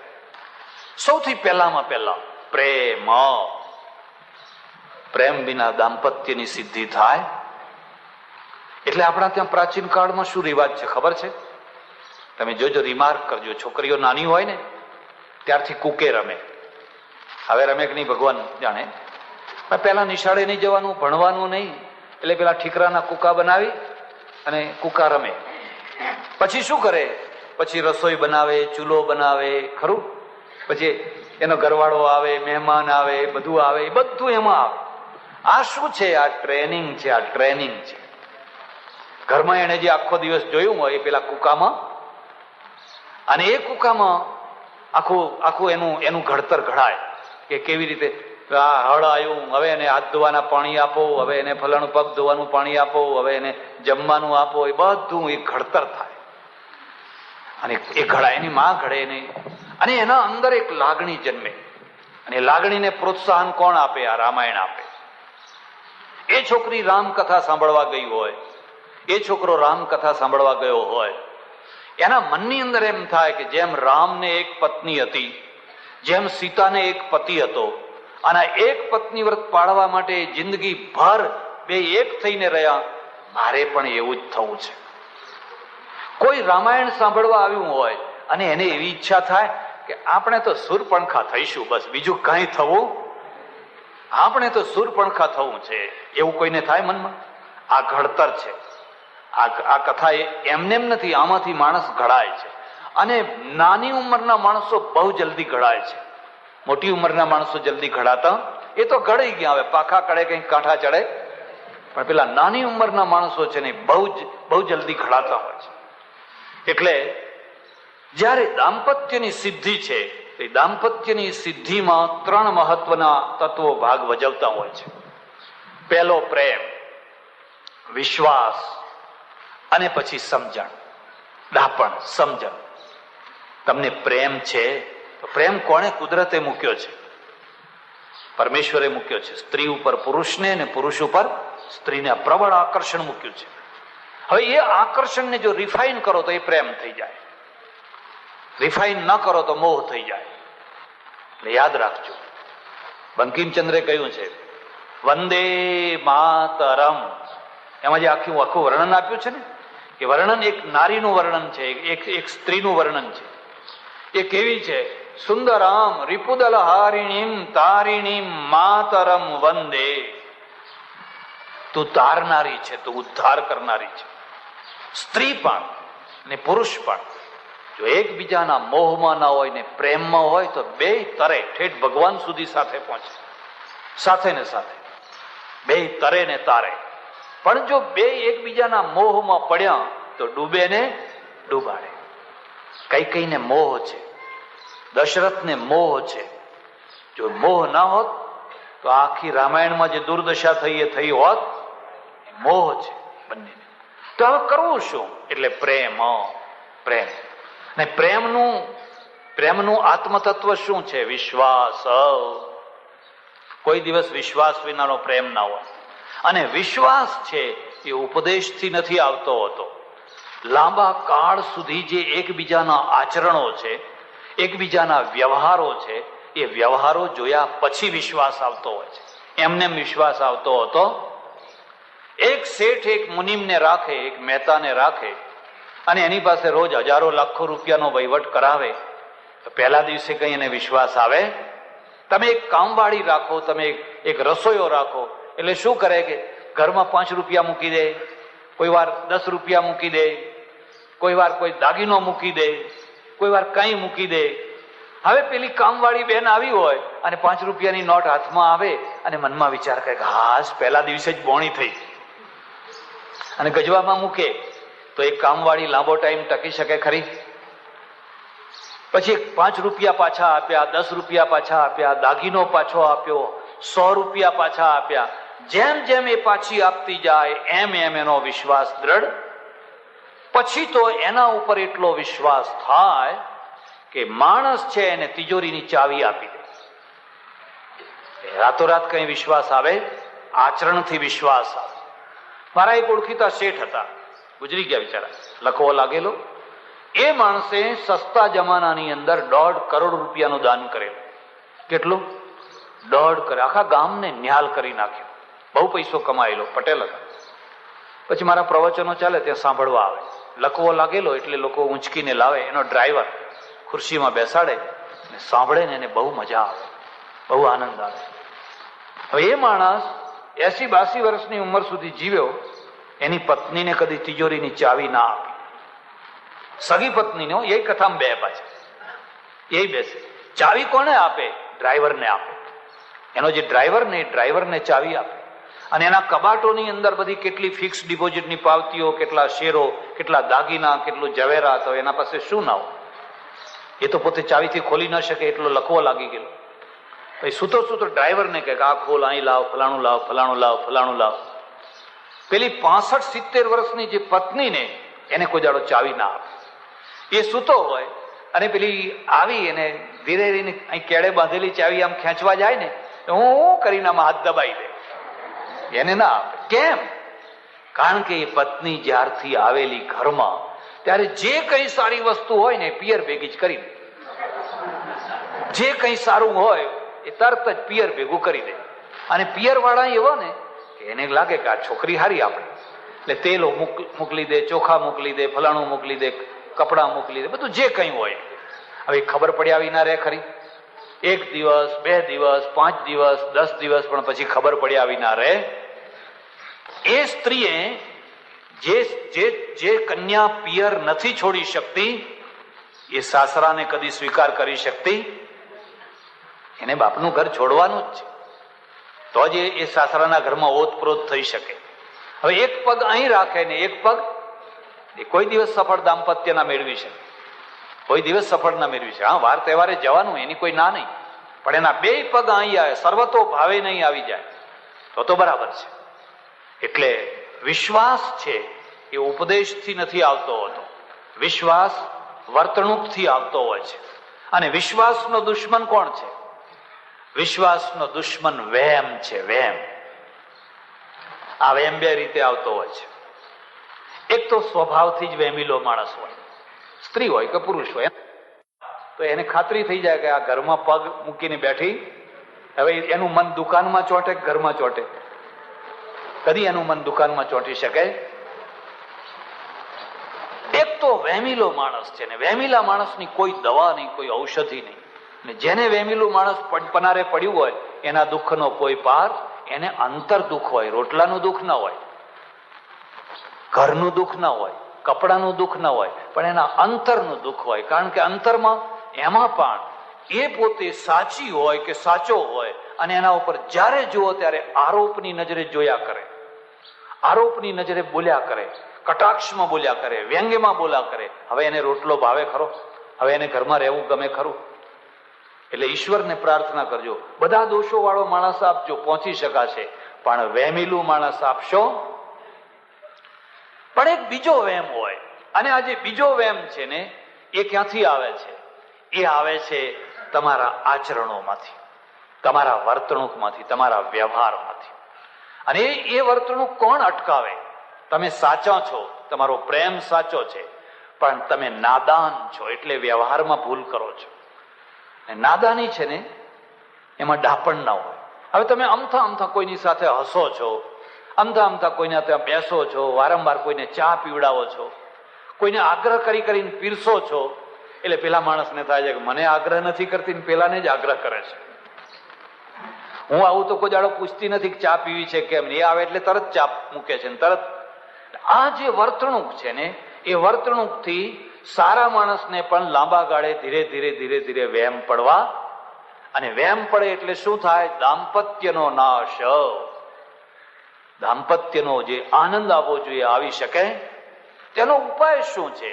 એનો ઉપાય છે સમજદારી પૂર્વકનું જીવન, દાપણ ભરેલું પ્રેમ ખરો, વિશ્વાસ ખરો, પણ તમારા વ્યવહાર, હસવું, બોલવું, બેસવું, ઉઠવું, કોઈના ઘેર આવવું, જવું, એ બધું એવું રાખો કે જેથી કોઈને વહેમ પડે, જેથી કોઈને વહેમ ના પડે. જમાનો એવો છે કે તમે નીકળ્યા હો ને સ્કૂટર ઉપર કોઈને ખાલી બેસાડો ને, પાછળ બેસાડો ને, એમાં 1 વાર બેસાડો, 2 વાર બેસાડો અને 3 વાર બેસાડો એટલે લોકો તરત જ પીંછાનું પારેવડું, તરત જ પીંછામાંથી એક પારેવડું ઉભું કરી નાખે, આખા ગામમાં ઉડવા લાગે. એ પારેવડું પાછું આખા ગામમાં ઉડવા લાગે. દાપણ એ છે કે એને વારંવાર સ્કૂટર ઉપર બેસાડાય. બેસાડશો તો લોકોમાં ચર્ચા થવાની જ છે. એટલે એનું નામ કહેવાય દાપણ ભર્યું જીવન, સમજણ ભર્યું. સચ્ચાઈ માત્ર નહીં, સચ્ચાઈની સાથે, એટલે શંકરાચાર્યને લખવું પડ્યું, યદ્યપિ શુદ્ધમ લોક વિરુદ્ધમ નાચરણીયમ ના કરણીયમ. સગા ભાઈ અને બેન બે રિક્ષામાં બેસીને જતા હશે તો જોનારા કોઈ એમ નહીં કે ભાઈ બેન જઈ રહ્યા છે, કે છે ભાઈ બહેનના માટે પણ લોકો કુકલ્પના કરી બેસશે. એટલે દાંપત્ય કોનું સિદ્ધ થતું હોય છે, કોનું સફળ થતું હોય છે? જેમાં સમયસરનું ડાપણ આવતું હોય છે એનું. જેમ પેલો માણસ પોતાની પેઢી પકડીને બેસી રહે છે એમ આ સ્ત્રી છે એ પોતાનું ઘર પકડીને બેસી રહી, પોતાનું ઘર પકડીને, પોતાના બાળકો પકડીને, પોતાની જવાબદારી પકડીને. હા, જરૂર હોય તો બહાર જવાનું, કામે જવાનું, આમ એનો કોઈ ના નહીં, પણ હવે રખડ રખડ રખડ રખડ, અહીં તાળીઓ દે છે ને અહીં તાળીઓ દે છે ને અહીં નાસ્તા કરે છે ને અહીં જાય છે ને ત્યાં જાય છે ને. હવે એને દાંપત્ય મળતું હશે? એને કદી દાંપત્ય મળી શકે? દશરથ છે, મૂળ પ્રસંગમાં આવો. દશરથ છે, એ દશરથને 3 પત્નીઓ છે. અને અદ્વૈતનું દાંપત્ય, અદ્વૈતનું, રામ અને સીતાને જે દાંપત્ય મળ્યું એ દશરથને મળ્યું. કેમ કે રામના આગળ વિકલ્પ નથી ને સીતાના આગળ પણ વિકલ્પ. અરે બેડો પાર થઈ ગયો, તમે ધન્ય થઈ ગયા. જો તમને તમારી સીતામાં સંતોષ થયો, જો તમને તમારા રામમાં સંતોષ થયો, જો તમે બે એક થઈ શક્યા, અરે સ્વર્ગનું સુખ તમારા ઘરમાં આવી ગયું. દશરથને 3 રાણીઓ છે અને 3 રાણીઓની 3 પ્રકૃતિ છે. હોય જ ને, બધાની પ્રકૃતિ એક સરખી હોય? 3 રાણીઓની 3 પ્રકૃતિ છે. રામાયણ પાસેથી વ્યવહાર શીખવા જેવો છે. શું લાગે છે? દશરથે વિચાર કર્યો હોત કે મારે રામને ગાદીએ બેસાડવા છે, પણ રામને ગાદીએ બેસાડવા હોય તો પહેલા કૈકેયીને મારે હાથ ઉપર લેવી જોઈએ, કૈકેયીને વાત સમજાવવી જોઈએ. એને કૈકેયીને અંધારામાં રાખી કે ના રાખી અંધારામાં? એટલે ઘણા પુરુષો એવા હોય, અમને જમવા બોલાવવા આવે, મને કે મહારાજ કાલ આપણા ત્યાં જમવા આવજો. હવે ઘણા કડવા અનુભવ થાય ને પછી મેં કહ્યું ભાઈ આવું તો ખરો, પણ તમારી ઘરવાળીને પૂછ્યું છે? મને કે એમાં એને શું પૂછવું હતું? મેં કીધું ના, તો નહીં આવી, તો નહીં આવી. એકવાર એવું થયેલું, એકવાર નહીં ઘણી વાર અમારે તો એવા બધા અનુભવ થાય ને. હું તો તમને કહું છું કે ઈચ્છા હોય ને અનુભવ કરવા હોય તો 1-2 વર્ષ આવી જાવ, જો ને અનુભવ કેવા થાય તમને ખબર પડે. એકવાર એવું થયું કે હું બહુ વર્ષો પહેલા બધે પગે ચાલીને ફર્યા કરતો, તે ચાલો હું મારો અનુભવ કહું એના કરતા એક દાખલો જ આપી દો, એ અનુભવ એમાં આવી જશે આપોઆપ. મને એવો જ થયેલો, એટલા માટે. એવો એક ભગત માણસ, અને ભગત માણસ કોઈ મહાત્માને લઈ આવ્યો. પેલી સ્ત્રીને પૂછ્યા કાછા વિના, પહેલા એને હાથ ઉપર લીધી હોત ને તો બેડો પાર હતો. મહાત્માને લઈ આવ્યો એટલે પેલી સ્ત્રીને કહ્યું રસોઈ બનાવ, આમ કર તેમ કર ફલાણું કર, મહારાજ આવ્યા છે, જમવાનું છે, રસોઈ બનાવ.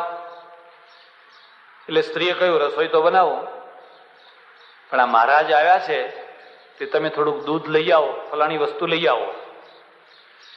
એ તો ફલાણી વસ્તુ લેવા ગયા. એટલે પેલી સ્ત્રીએ પેલા મહારાજની આગળ આવીને પોક મૂકી, રડવા બેઠી. મહારાજ બિચારા દયાળુ, અરે બહેન તું કેમ રડે છે, કેમ રડે છે, કેમ રડે છે? કે મહારાજ મને તમારી દયા આવે છે, બીજું કઈ નહીં, મને તમારી, આ મારો પતિ છે ને એ તમારા જેવા સાધુઓને બોલાવે છે અને પછી મારી નાખે છે, આ ખવડાવીને મારી નાખે છે. એમ તો ભાગું કે હા. અને એટલો ક્રૂર છે કે પેલું ખાંડણીયું, પેલું સાંબેલું છે ને, એ સાંબેલું લઈ અને આ ખાંડણીયામાં ખાંડીને મારી નાખે છે, જેમ તેમ મારતાય નથી પાછા. મહારાજે વિચાર કર્યો કે યહ પલાયતી સજીવતી, જે ભાગે એ આત્માને પ્રાણ તો વાલા હોય. એ વેદાંતમાં બોલે ખરા કે આત્માને આમ નથી ને હું શરીર નથી, બધું બોલે તો ખરા. એ મહાત્મા તો મુઠ્ઠી વળીને ભાગ્યા. એ થોડી વારમાં પેલો કંઈક વસ્તુ દૂધ કે મંગાવેલું લઈને આવ્યો. કે મહારાજ ક્યાં ગયા, મહારાજ ક્યાં ગયા? અરે શું તમે કેવા મહારાજને લઈ આવો છો? એ તમારા ગયા પછી મને એક જ વાત કહે, મારે આ સાંભેલું જોઈએ છે, મને સાંભેલું આપ, મારે આ સાંભેલું જોઈએ છે, મને સાંભેલું આપ. મેં કહ્યું મહારાજ અમારા ઘરમાં એક જ સાંભેલું છે અને બીજું સાંભેલું નથી, તમે બીજું કંઈ માગો તો આપું, પણ આ સાંભેલું નહીં આપું. એ રીસાઈને જતા રહ્યા. એટલે તો એવો ગુસ્સે થયો ને કે આપવું તું ને, હું તારે સાંભેલું આપવું તું ને. એ તો હાથમાં સાંભેલું લઈ અને મહારાજના પાછળ દોડ્યો, મહારાજના પાછળ દોડ્યો. એ મહારાજ ઉભા રહો, એ મહારાજ ઉભા રહો, આ સાંભેલું લેતા જાઓ. પેલા જોયું આ તો સાંભેલું લઈને આવે છે. પેલી જે બેને કહ્યું હતું એ વાત બિલકુલ, જે બેને કહ્યું હતી એ વાત બિલકુલ સાચી છે. અને એ વધારે મુઠ્ઠીઓ વાળીને દોડવા માંડી. જો પહેલા તમે સ્ત્રીને, પત્નીને હાથમાં લો, કોઈ પણ વાત કરી, દિશા બદલવી હોય પૈડાને, અને જો પાછળના પૈડાને હાથમાં ના લો ને એ ચાલતું બંધ થઈ જાય, ચાલો પૈડું વાંકું થઈને ઊભું રહી ગયું, આગળ ચલાય ખરું? આ તમે દિશા આમ બદલી, પણ પાછળથી શક્તિ આવે તો ચલાય. અને ઢાળ ઉપર સાયકલ ધડધડાટ દોડતી હોય, હવે બ્રેક લગાવશો તો ક્યાં લગાવશો? આગળના પૈડે પાછળના પૈડે? પાછળના પૈડે, જ્યાં શક્તિ હોય ત્યાં. અને જો આગળના પૈડે બ્રેક લગાવો તો સાયકલ ઉથલી. અરે એ તો ન્યુટ્રલ છે, એ તો બિચારું પૈડું ખાલી દિશા નક્કી કરે છે. અને પાછળનું પૈડું એવું છે, શક્તિ છે પણ દિશા નક્કી કરી શકતી. એટલે દશરથે જો પહેલા કૈકેયીને હાથ ઉપર લીધી હોત અને એને બેસાડીને કહ્યું, કૈકેયી તો રામને એટલું જ માનતી હતી જેટલું ભરતને માને. કૈકેયી કોઈ દુષ્ટ સ્વભાવની નથી. માણસ સારો હોય પણ તમને એના આગળ વાત રાખતા ના આવડે, સમય ઉપર વાત રાખતા ના આવડે, એટલે સારો માણસ એ ભૂંડો થઈ જાય, સારો માણસ પણ ઉલટો થઈ જાય. દશરથે આ વાત ના કરી. એને એમ હતું કે જો કૈકેયી એની હઠ ઉપર ચડી ગઈ તો મારો પ્રસંગ બગડી જશે, માટે એને અંધારામાં રાખો. જો એને ભરતને બોલાવી લીધો હોત, માનો કે દશરથે ભરતને બોલાવી લીધો હોત, જેમ પાછળથી બોલાવ્યો ઘોડા દોડાવીને, એમ પહેલા બોલાવી લીધા હોત અને કહ્યું હોત કે ભરત બોલ, તારે ગાદીએ બેસવું છે કે રામને બેસાડું, તો ભરત સામેથી કહો કે ના મારે નથી બેસવું, મારા મોટા ભાઈને, તો આખો પ્રસંગ સારો થાત કે ના થાત? કેટલીક વાર આવી રીતે વ્યવહાર ચૂકી જવાતા હોય છે. આપણે જયારે રમત રમીએ છીએ અને રમત જયારે ખુલ્લી પડી જાય છે ત્યારે એના પરિણામ ભયંકર આવતા. કૈકેયીએ 2 વરદાન માંગ્યા, બસ હવે કૈકેયી ફૂંફાડા મારતી નાગણી છે. કારણ કે દશરથે છેવટ સુધી એને અંધારામાં રાખી અને મંથરાએ એને જગાડી, જાગ તારા છોકરાનો હક ડૂબવાનો છે, અને એને આ ચાવી ચડી ગઈ. યાદ રાખજો, પરાક્રમ અને મુત્સદ્દીગીરીને સાથે રાખવી બહુ કઠિન છે. રાજામાં પરાક્રમ હોય અને મંત્રીમાં મુત્સદ્દીગીરી હોય. પરાક્રમ આંધળું છે અને મુત્સદ્દીગીરીમાં ડાપણ છે. એટલે કૈકેયી પરાક્રમી છે, બહાદુર છે, પણ કોઈની કાન ભંભેરણીમાં આવી જાય છે, કોઈના ચડાવવામાં ચડી જાય છે. ને દશરથ અને કૈકેયીનો જે સંવાદ છે, દશરથ એટલા દુઃખી થયા છે, એટલા દુઃખી થયા છે, એટલા દુઃખી થયા છે. ને કૈકેયી 1 ની 2 નથી થતી. એને બહુ સમજાવી, બધી રીતે સમજાવી, પણ 1 ની 2 થતી. હવે બીજી તરફ શું છે કે રામ તૈયારી કરી રહ્યા છે અભિષેકની. બ્રાહ્મણો બધા અભિષેકની તૈયારી કરે છે, ઋષિઓ આવ્યા છે, રાજા મહારાજાઓ પોતપોતાની ભેટો, સૂર્યોદય થઈ રહ્યો છે, હાથીઓ, ઘોડાઓ અને નગરજનો બધા તૈયાર થઈને ચોકમાં ઉભા છે કે હમણાં દશરથ નીકળશે, રામ નીકળશે, અમે બધાના દર્શન કરીએ, બધાને વધાવીએ. કેટલો મોટો ઉત્સવ. હું તમને એક બીજી વાત કહું છું, કોઈનો ઉત્સવ ના બગાડશો, કોઈનો ઉત્સવ ના બગાડશો. પછી દુશ્મનાવટ હોય તો પાછળના ટાઈમે જે બદલો લેવો હોય લેજો, પણ કોઈના મંડાણ માંડેલા કદી બગાડશો. આવું ઊંઝા જેવું ગામ, પટેલોનું ગામ, અને પટેલો માટે એક ખાસ કહેવત છે, પાટી પાડે એનું નામ પાટીદાર. એટલે બોલે છે તમે કઈ પાર્ટીના? એટલે ભાઈ હવે તો પાર્ટીઓ બંધ કરો ની પાર્ટીઓ હોય. બન્યું એવું કે એક પટેલ ને બીજા પટેલ સાથે દુશ્મનાવટ થઈ ગઈ, જોરદાર દુશ્મનાવટ થઈ ગઈ. અને દુશ્મનાવટના 2 રૂપ છે, એક મર્દની દુશ્મનાવટ, એક બાયલાની દુશ્મનાવટ. મર્દની દુશ્મનાવટ શું છે કે સામી છાતીએ વેર લઈ લે, અને બાયલાની દુશ્મનાવટ કેવી હોય કે સામી છાતીએ નહીં, પાછળથી હંતાઈને કાવા દાવા કરીને એમ તેમ નાનામાં કાગળ લગે, આમ કરે તેમ કરે, એવું કરીને બદલો લે. એવું એક ગામમાં થયેલો આવી દુશ્મનાવટ. બરાબર લગ્નનો માંડવો અને રાત્રે બધું થતું હોય ને ત્યારે જ પેલા કરંટ ઉડાડી દે. પેલો થાંભલો હોય ને, નથી હોતું પેલું શું કે છે એને, એ કાઢી લે, બધે અંધારું થઈ જાય. જમવા બેઠા હોય એટલે એમને આનંદ આવે કે બગાડ્યું ને તમારું. હવે આ મર્દની દુશ્મનાવટ કહેવાય, બાયલાની કહેવાય. એને ખબર નથી કાલ તારે ત્યાં આવશે, તારે ત્યાં જ થવાનું છે. અરે એક જગ્યાએ તો મેં એટલે હદ સુધી જોયેલું કે એક પટેલવાડીની અંદર રાત્રે લાડુ બનાવ્યા, ખૂબ મગમગતા સરસ મજાના, અને પછી સવારે દાળ ભાત વગેરે કરવાનું તો 2 કલાક માટે બધા સૂઈ ગયા તાળું બંધ કરીને ઘેર જઈને. તો પેલો વિરોધી માણસ છે એ સીડી મૂકીને ઉપરથી ઉતર્યો અને બધે ગેસ તેલ છાંટી આવ્યો લાડુ ઉપર. પેલું કનસ્ટર ગેસ તેલનું લઈ ગયેલો, આમ જેમ પેલું ગુલાબજળ છાંટે ને એ બધા લાડુ ઉપર ગેસ તેલ છાંટી આવ્યો. અને સવારે જાન આવી અને બધાને જમાડવા બેઠા એટલે લોકો શું કે થૂંકી દે બધા, ગેસ તેલના લાડુ કર્યા છે, ગેસ તેલના લાડુ કર્યા છે. આ મર્દની દુશ્મનાવટ છે કે બાયલાની છે? અને પછી ખબર પડ્યા વિના રહે ખરી કે અંતે આ કામ કોણે કર્યું છે? ખબર પડ્યા વિના રહે? કોઈ દિવસ આવી બાયલાની કોઈનો પ્રસંગ ના બગાડો, કોઈનો પ્રસંગ ના બગાડવો. અને એ તો ગામની દીકરી છે, તમારા વિરોધીની ભલે હોય પણ એ આખા ગામની દીકરી છે. અને આબરૂ જશે તો એક વ્યક્તિની નહીં જાય, આખા ગામની આબરૂ જશે. અને જયારે લોકોને ખબર પડશે કે ફલાણાએ આવું કર્યું હતું તો લોકો ફાટ ફાટ ફાટ ફાટ કરતા જશે. એટલે બન્યું કે એક મોહલ્લામાં આખી લાંબી શેરી, પેલો પટેલ અહીં રહે આંખ છેડે અને પેલો વિરોધી પટેલ પેલા છેડે રહે. પેલા છેડે જે પટેલ એના છોકરાની જાન ને પેલા તો કેવી વરમાળા ને ઝૂરો ને બળદ ને બધા શણગારે ને ઉપર બધું કેવું કેવું કરે. આજે તો ટ્રેક્ટરમાં જાન જાય. એટલે ટ્રેક્ટરમાં તે જવાતું હશે? કડકડ કડકડ કડકડ કડકડ પેલી બધી કૂદતી હોય જાનડીઓને.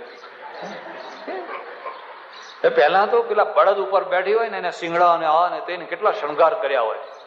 એટલે જાન નીકળી અને પેલા પટેલે ખૂબ શણગાર કરેલો. બળદ પણ ભલા બહુ, આગળ પેલા મૃતિયાને તલવાર લઈને બેસાડેલો. કોઈ આમ પેલું કાંક મીઠું કેવું હોય ને પેલી ગીતો ગાતી હોય. આ પટેલ આમ ઓટલે બેઠેલો ને જોયું પેલી જાન આવતી અને એને એવી રીસ ચડીને એની પત્ની કહે, ચક્કુ લાવ, ચક્કુ લાવ, ચક્કુ લાવ, ઘરમાંથી ચક્કુ લાવ. એની ઘરવાળીને ખબર કે આને નાને વિરોધ છે અને આ ચક્કુ આપીશ તો કઈ ખૂન કરી નાખશે. હે પેલા વરરાજાનું કોઈનું ખૂન કરી નાખશે. એટલે બેસો આવે છે મના, ચક્કુ નથી લેવું. લાવે છે કે નહીં? એ પેલી ના લાવી તો ઉઠ્યો જાણતે જઈને રસોડામાં ચક્કુ પડેલું એ જઈને લઈ આવ્યો. અને જેવી જાન અહીં નજીકમાં આવીને પોતાનું નાક પકડીને કટ દઈને ઉડાડી દીધું. પોતાનું નાક ધાડ ધાડ ધાડ ધાડ ધાડ ધાડ લોહી નીકળવા માંડ્યું. એટલે એની સ્ત્રી કહે છે, અરે અરે અરે અરે તમે આ શું કર્યું? તમારું પોતાનું નાક કાપ્યું? કે ભલે કાપ્યું પણ એને તો અપશુકન કર્યા ને. મેં એના તો અપશુકન કર્યા ને. ઘણા લોકો નાક કપાવીને, પોતાનું નાક કપાવીને પણ બીજાને અપશુકન. હું વિધવા થઉં, હું મરું પણ તને તો વિધવા કરું. પુરુષ મળે તો પેલી વિધવા થાય ને. દશરથ છે ને, એ દશરથ ને કૈકેયીનો સંવાદ ચાલી રહ્યો છે ને કઈક દશરથ આજીજી કરે છે, પ્રાર્થના કરે છે, મોહ ડૂબાડે છે, મોહ ડૂબાડે છે. એટલામાં સુમંત બોલાવ્યો અને સુમંતને તો એમ કે સવાર થયું છે ને બધી તૈયારી થઈ ગઈ છે, નડો આપણે દશરથને વાંચતે ગાજતે લઈ આવીએ ને મંડપમાં સિંહાસન ઉપર બેસાડીએ.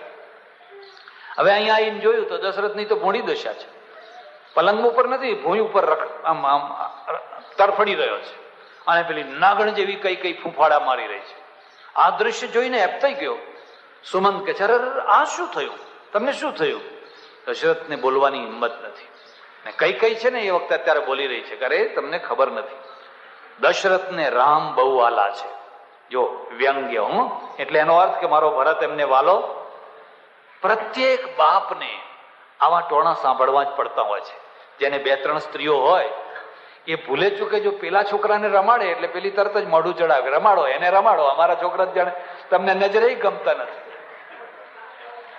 અને આ પતિની વાત નથી, આ દાદાની વાત છે. ઘરમાં દાદા હોય અને 3 વહુઓ હોય છોકરાની, અને એક છોકરાને જો રમાડે ને પેલા બીજા છોકરાને ના રમાડે તો દાદાનું યાય બન્યું. તે દિવસે કડક રોટલો જ ખવડાવ્યો વગર દાંતે, ખાવો અમારું છોકરું જ તમને ગમતું જ નથી. એટલે દાદાએ પણ વિચાર કરવો પડે કે ભાઈ એકને અહીં બેહાડો, એકને અહીં બેહાડો, એક ખભે બેહાડો, એકને માથે બેસાડો.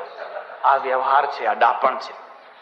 એવો વ્યવહાર ન કરો કે કોઈને એમ થાય કે આ એક પક્ષી રીતે વર્તી રહ્યા છે. એવો વ્યવહાર કરવો જોઈએ. આ દાદાને પણ આ સ્થિતિ છે. એટલે સુમંતને પેલી કૈકેયી કહે છે કે દશરથને રામ બહુ વાલા છે અને રામને રાજ્યાભિષેક કરવો છે એટલે આખી રાત એ ઊંઘ્યા નથી. એટલે અત્યારે એમને થોડીક ઊંઘ ચડી છે, ઘેન ચડ્યું છે, એટલે દશરથ નહીં બોલી શકે. પણ એમને જે બોલવાનું છે ને એ હું બોલું છું. એટલે સુમંત સાચું માની ગયો, વાત સાચી કહે છે. બોલો મહારાણી, શું આપની આજ્ઞા છે? તમે અત્યારે ને અત્યારે જાઓ અને રામને બોલાવી લો, અમારે રામનું કામ છે.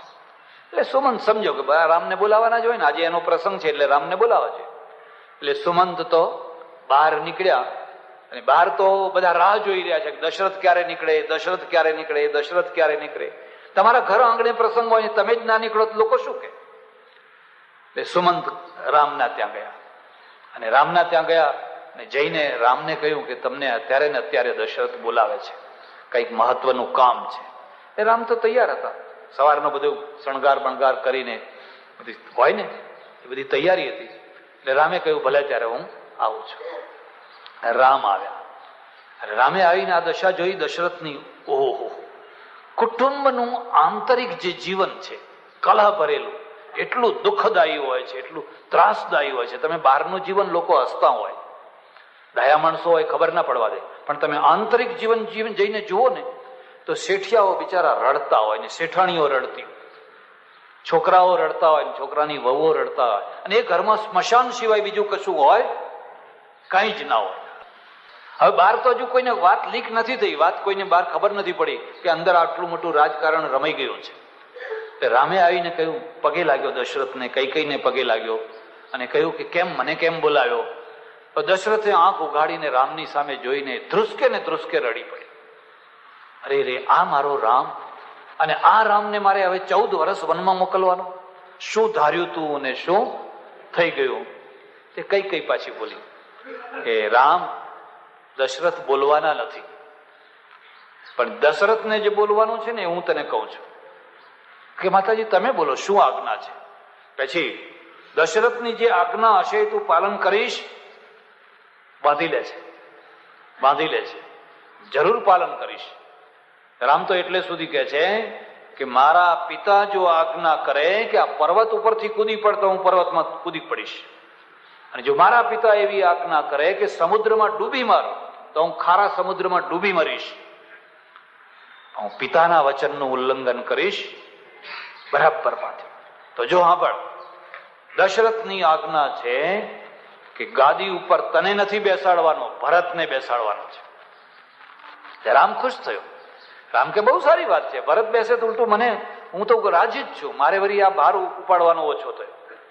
હજુ બીજી આજ્ઞા સાંભળે એમ કે તારે 14 વર્ષ વનમાં જવાનું છે, વલકલ પહેરીને જટાઓ બાંધીને 14 વર્ષ સુધી વનમાં, કોઈ શહેરમાં જવાનું નહીં, વનમાં ને વનમાં રહેવાનું છે. આ દશરથની આજ્ઞા છે. અને દશરથની છાતી ઉપર જાણે વજ્ર પડ્યું હોય ને, કડાડાડા કરીને છાતી વિદીર્ણ થઈ ગયું હોય એટલી વેદના થઈ.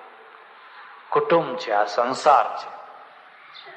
રામે કહ્યું કઈ વાંધો નહીં, હું વનમાં જવા તૈયાર છું અને ભરતને ગાદીએ બેસાડવા પણ તૈયાર છું. બહુ સુંદર શ્લોક લખ્યો છે.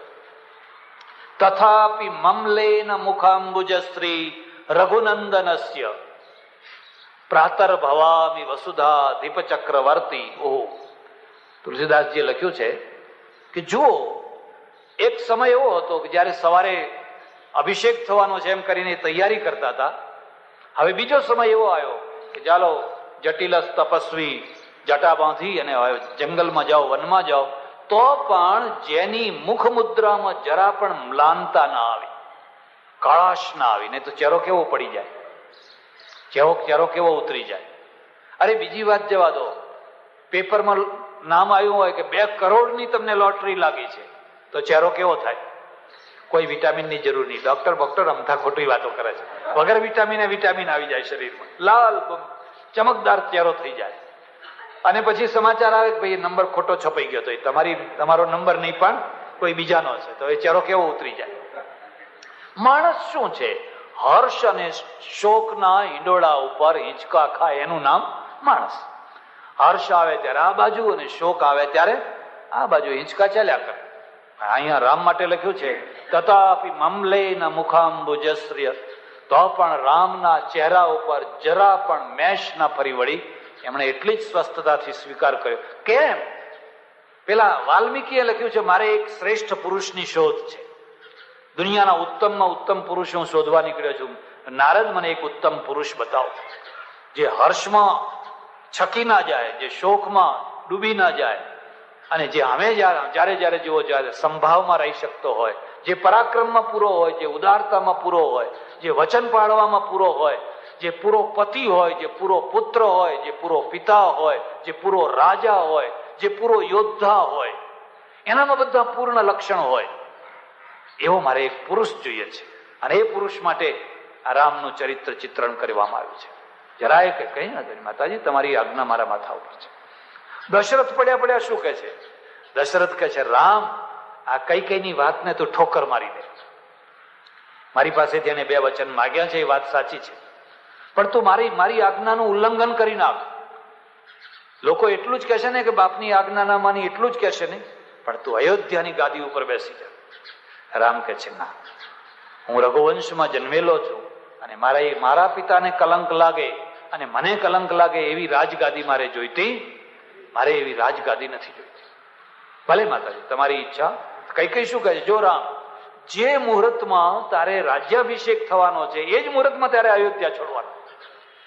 આજે આપણા ત્યાં શું હોય છે કે દિલ્હીમાં કે કોઈ જગ્યાએ છે ને, કોઈ દૂતાવાસ કે કોઈના માણસને બહાર કાઢવો હોય ને તો એને 2 દિવસ 4 દિવસ 8 દિવસની મુદત આપે કે ના આપે? અને કઈ તો કહે છે આ મુહૂર્તમાં જ તારે જતું રહેવાનું છે. વિચાર, કઈ પોલિટિક્સ સમજી ગઈ કે જો એને લાંબો ટાઈમ રાખીશ તો પ્રજા છે ને વિફરી જશે, અને પ્રજા વિફરી જશે તો પછી પ્રજાને હું મનાવી શકીશ? એટલે પ્રજા કોઈ વાતને સમજે, જાણે, વિચારે એના પહેલા જ એને વિદાય કરી નાખો, એને લાંબુ ખેંચવા દેવાનું. રામ પોતાના મહેલે પાછા આવ્યા, અને પાછા આવ્યા લક્ષ્મણ મળ્યા. લક્ષ્મણ સજી ધજીને તૈયાર છે. મારો ભાઈ આજે કેટલો આનંદ છે ને, કેટલો ઓહો, એક ભાઈનું પાત્ર, એક ભાઈ, એક નહીં 2 ભાઈઓ 3 ભાઈઓનું પાત્ર, એકદમ સજી ધજીને. રામે કહ્યું, અહીંયા લક્ષ્મણ, જો વાત થોડી જરા બીજી થઈ ગઈ છે, કલ્પના બદલાઈ ગઈ છે, વાસ્તવિકતા તને સંભળાવી દઉં. હવે મારે રાજગાદીએ બેસવાનું નથી, હવે મારે વનમાં જવાનું છે. રાજગાદીએ ભરત બેસશે, તું ભરતની સેવા કરજે, જેવી મારી સેવા કરે છે એવી ભરતની સેવા કરજે, અને અહીં રહેજે અને આ રાજ્યનું રક્ષણ કરજે. લક્ષ્મણના હૃદય ઉપર આઘાત લાગ્યો, લક્ષ્મણને પણ ક્ષોભ થયો, આઘાત લાગ્યો. એક બીજી વાત જરા સમજવા જેવી છે. રામને જેમ આઘાત ના લાગ્યો એમ બધાને આઘાત ના લાગ્યો હોત તો રામાયણ કેવી દેખાત? દશરથને આઘાત ના લાગ્યો હોત, લક્ષ્મણને ના લાગ્યો હોત, નગરજનોને કારું ભાઈ રામ જાય તો જાય ને ભરત આવે તો મજા આવે ખરી? અરે આઘાત પણ જરૂરી છે, શોક પણ જરૂરી છે. દશરથને શોક થાય જ, દશરથને દુઃખ થાય જ નહીં તો કોઈ રામાયણની કલ્પના કરી શકે? ગાંધીજી મરી ગયા હોય, ગાંધીજીની હત્યા થઈ હોય ને આપણને બધાને કોઈ શોક ના થાય, ચાલો જમો લાડવા બાડવા જે હોય, તો તમે કેવા કહેવો? શોક કરવાની જગ્યાએ શોક થવો જ જોઈએ, દુઃખ થવાની જગ્યાએ દુઃખ થવું જ જોઈએ. અમેરિકાથી એક કાગળ આવ્યો વિવેકાનંદના હાથમાં, અને કાગળ વાંચતા વાંચતા વિવેકાનંદ રડી પડ્યા. એટલે બધા 10-15 માણસો સામે ઉભેલા, એમણે પૂછ્યું, અરે સ્વામીજી તમે કેમ રડો છો, તમને શું થયું? કે આ કાગળ આવ્યો છે ને એમાં મારી એક શિષ્યા અમેરિકાની, એનું મરણ થયું છે, એના મરણના કારણે મને દુઃખ થયું અને દુઃખના કારણે આંખમાં આંસુ આવ્યા. એટલે કેટલાક લોકો હસવા લાગ્યા, અરે મહારાજ તો અમને દુઃખ થાય ને તમને દુઃખ થાય, તો ભાઈ અમારામાં તમારામાં ફેર શું રહ્યો? શિષ્યા મરી ગઈ તો ટાઈમ પૂરો થાય એટલે મરી જાય, એમાં રડવાનું હોય? વિવેકાનંદે બહુ સરસ જવાબ આપ્યો છે. સંન્યાસી થવું એટલે પથ્થરનું હૃદય બનાવવું એવો અર્થ નથી, લાગણીહીન થઈ જવું એવો અર્થ નથી. જેણે વર્ષો સુધી મારી સેવા કરી હોય, દુઃખ ઉપાડીને પણ જેણે કષ્ટો ભોગવીને પણ મારી કાળજી રાખી હોય, જમવાની, કપડાની, ફલાણી, અને એને કઈ થાય ને મને કોઈ અસર જ ના થાય, તો એ તો પથ્થર કહેવાય. તો સંન્યાસી એટલે કોઈ પથ્થર નહીં. સંન્યાસીને પણ લાગણી હોય, પણ મોહ ભરેલી લાગણી ના હોય. મોહ ભરેલી લાગણી, અરે એ શિષ્યાએ મારી કેટલી સેવા કરેલી, ખડા પગે ઉભા, એને પોતાનું સુખ પડતું મૂકીને તનથી, મનથી, ધનથી, એને હું રડી રહ્યો છું. આ અંજલિ છે. હવે માનો કે તમે કોઈ ગુજરી જાઓ અને તમારી પત્નીને જરાય કે છે અમે તો વેદાંત સાંભળ્યું છે, પતિ મરે તોય વાહ વાહ અને છોકરો મરે તોય, તો કેવું લાગે? શોકના ટાઈમે શોક થવો જ જોઈએ, અને શોક પણ કલ્યાણકારી છે, વિયોગ પણ કલ્યાણકારી છે, દુઃખ પણ જરૂરી છે. નહીં તો તમે જડ જેવા થઈ જાઓ, બિલકુલ જડ જેવા થઈ જાઓ. રામનું ગૌરવ છે કે એને દુઃખ ન થયું, કારણ કે એ પોતે મુખ્ય પાત્ર છે, એ એનું ગૌરવ છે. પણ જેવું રામને થયું એવું જ લક્ષ્મણને થયું કે લાલો જયારે જાઓ વનમાં, તમે ત્યારે તમારી આજ્ઞા માથા ઉપર. લક્ષ્મણે તો એટલે સુધી કહ્યું કે રામ તમે વનમાં ના જશો, જે ચોઘડીએ તમને વનમાં મોકલવાના છે ને એ જ ચોઘડીએ તમે ગાદી ઉપર બેસી જાઓ, હું ઉભો છું, કોણ રોકનાર છે, કોણ રોકનાર છે. અને જો આ અયોધ્યાના કોઈ માણસો વિરોધ કરે કે લશ્કર વિરોધ કરે કે સેનાપતિ વિરોધ કરે તો હું મારા બાણથી આખી અયોધ્યાનો નાશ કરી નાખીશ, તમે ગાદીએ બેસી જાઓ. આ લક્ષ્મણને શોભે એવી વાત છે. તમારો મિત્ર હોય અને તમે દુઃખમાં પડ્યા હોય તો કે ના બરાબર હોય તો બધું જિંદગીમાં આવું આયા કરે, ફિલસૂફી બોલ્યા કરે, કઈ મદદ ના કરે તો એ કામનો ખરો મિત્ર. રામ કે છે લક્ષ્મણ એવું ના થાય, પિતાની આજ્ઞા એ જ મારો ધર્મ છે, એનાથી બીજો કોઈ જુદો મારો ધર્મ જ નથી. હું વનમાં જઈશ એમાં કોઈ ફેરફાર થવાનો નથી, અને તું નક્કી સમજ તારે અહીં રહેવાનું છે અને અયોધ્યાની અને ભરતની સેવા કરવાની છે.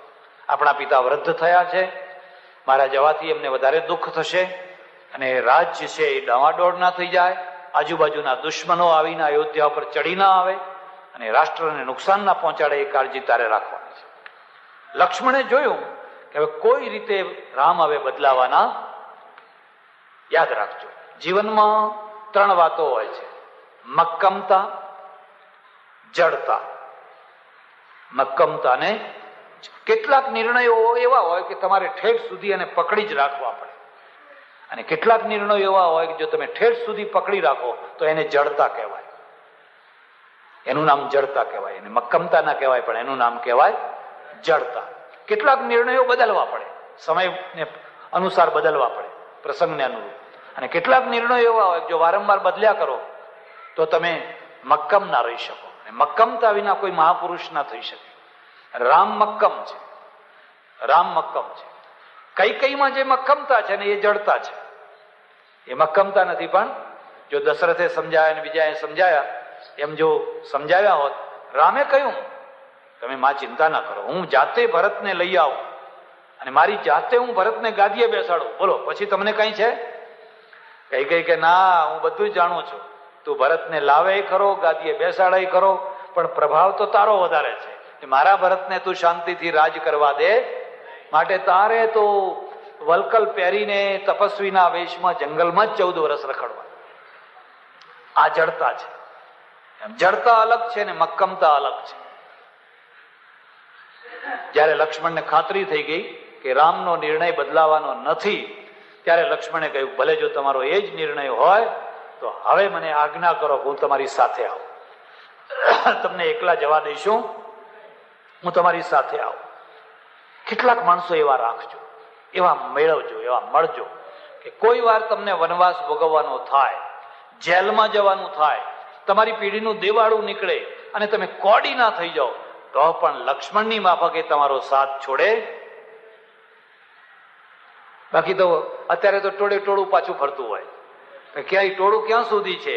જ્યાં સુધી ગોળમાં ગોળ છે ત્યાં સુધી, અને જ્યાં ગોળ પૂરો થઈ ગયો માખીઓ પછી ઉડી જવાય. આ તો બધી માખીઓ છે, ગોળ ખાનારી માખીઓ છે. લક્ષ્મણ કહે છે હવે તમે બોલશો નહીં, મારે પણ તમારી સાથે જ આવવું છે. રામે ઘણું સમજાવ્યું, પણ લક્ષ્મણ એ જ મક્કમતા લક્ષ્મણમાં. લક્ષ્મણે તૈયારી કરવા માંડી, ચાલો હું પણ તૈયાર છું. પછી સીતાજીને મળવા ગયા, કૌશલ્યાને મળવા ગયા. હવે કૌશલ્યા, મારો છોકરો આજે રાજ્યાભિષેક થશે, ગાદીએ બેસે, માને કેટલો ઉમળકો હોય. વૃદ્ધાવસ્થાના ઉમળકા હોય છે, પત્નીના ઉમળકા હોય, એમ માના પણ ઉમળકા હોય. માએ બહુ દુઃખ જોયું હોય, આખી જિંદગી ખેતરોમાં કોદાળીને પાવડો ને ખરપડીને દાંતરડું કર્યું હોય, અને પછી 50, 55, 60, 65 વર્ષની ઉંમરે એ માને બંગલો જોવાનો મળે, પંખો જોવાનો મળે, ઘરમાં એસી જોવાનું મળે, ફ્રીજ જોવાનું મળે, નોકર ચાકરને 3 ગાડીઓ જોવાની મળે, તે માને કેટલો આનંદ આવે. એને ઉમળકો હોય કે મારા છોકરાને આવું આટલું ભગવાને બતાવ્યું. એને પણ એક ઉમળકો હોય. પેલા છોકરાને એટલું બધું કશું ના હોય, માને એક બહુ શાંતિ ને તૃપ્તિ હોય, એને અરમાન કે ઉમળકો. એ કૌશલ્યાએ તો એટલા સરસ રેશમી વસ્ત્રો પહેરેલા છે ને, સારામાં સારી જોઈને સાડી, કારણ કે મારો દીકરો આજ ગાદીએ બેસવાનો છે અને મારે એના વધામણા લેવાના છે. આમ નહીં, પેલા આમ ટચકા પાડે ને એ વધામણા લેવાના છે. એટલે એને તો કેટલું સરસ મજાનો શણગાર કરેલો છે. ત્યાં રામ અને સુમંત બંને એમની પાસે પહોંચ્યા. કૌશલ્યા રામને જોઈને ખુશ ખુશ થઈ ગયા. રામ પગે લાગ્યા. હજુ ખબર નથી. અને રામે કહ્યું, માં, તું જનની છે. તારા ખોળામાં હું ઉછળ્યો, મોટો થયો. તારો હાથ મારા માથા ઉપર ફરે, મારા શરીર ઉપર ફળે. જનનીની જોડ જગે, મીઠા મધુ ને મીઠા, મેહુલા રે લોલ, એથી મીઠી તે મોરી, માતરે જનનીની જોડ જગે. પણ માં બાજી પલટાઈ ગઈ છે. ઓરમાન માએ આવા વરદાન માગ્યા છે અને મારે હવે અયોધ્યા છોડીને વનમાં જવાનું છે.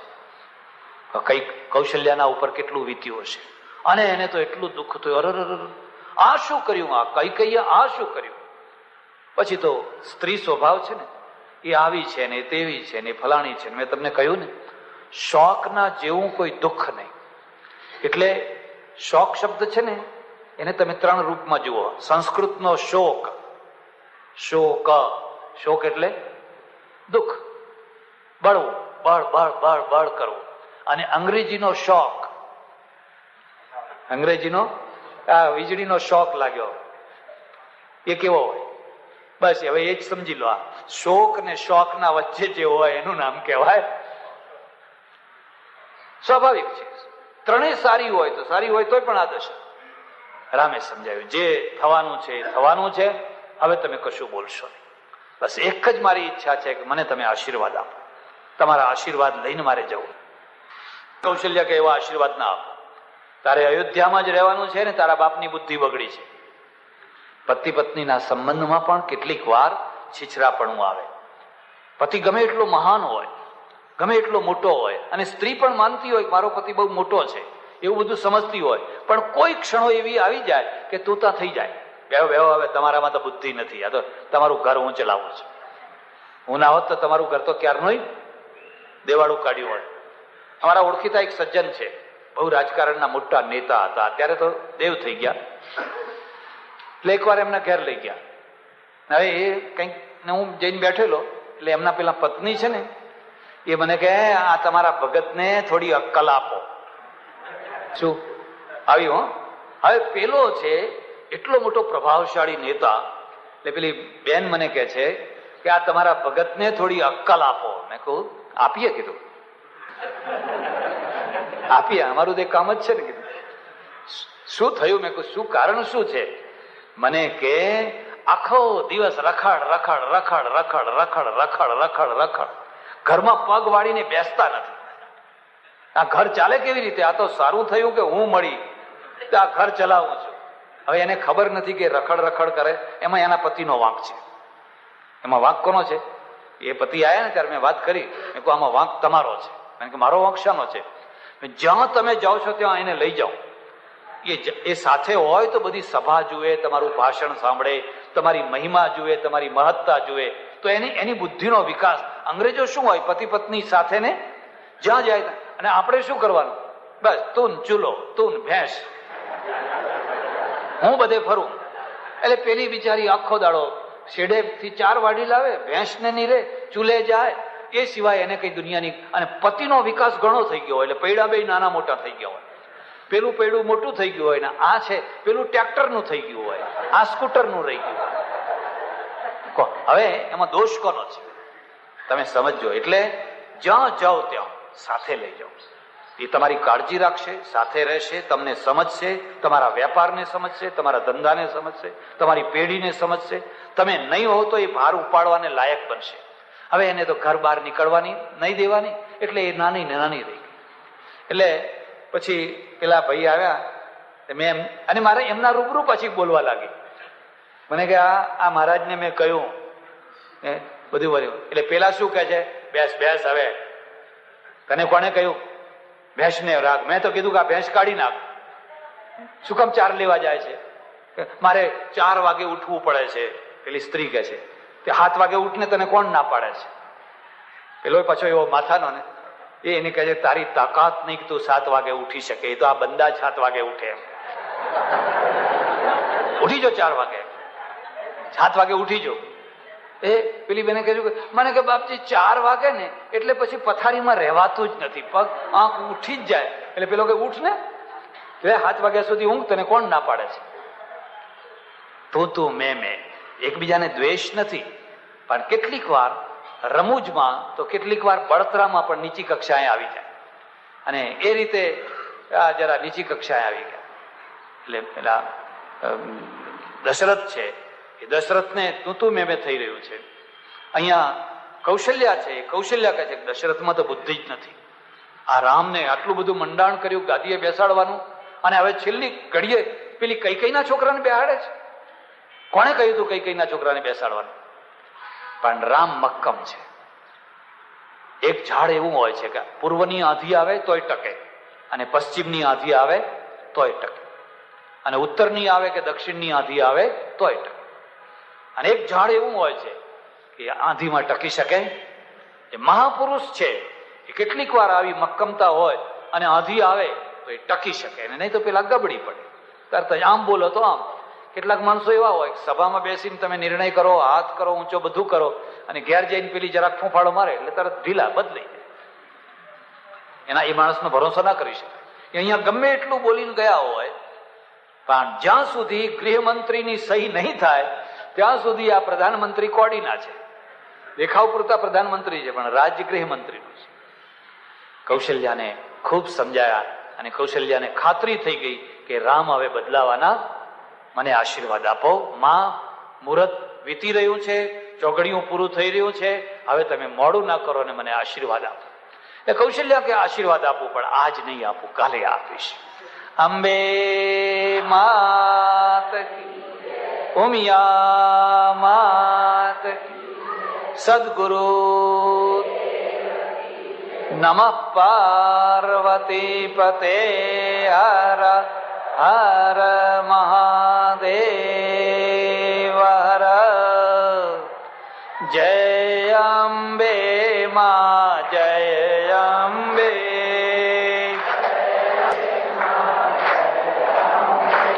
હે જય અંબે માં, જય અંબે.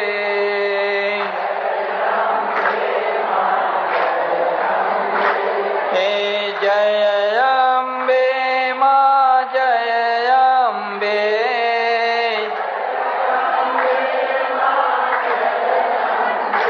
હે જય અંબે માં, જય અંબે.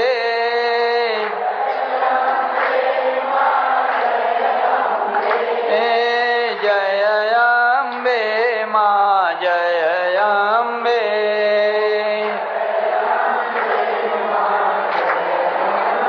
હે જય અંબે માં, જય અંબે.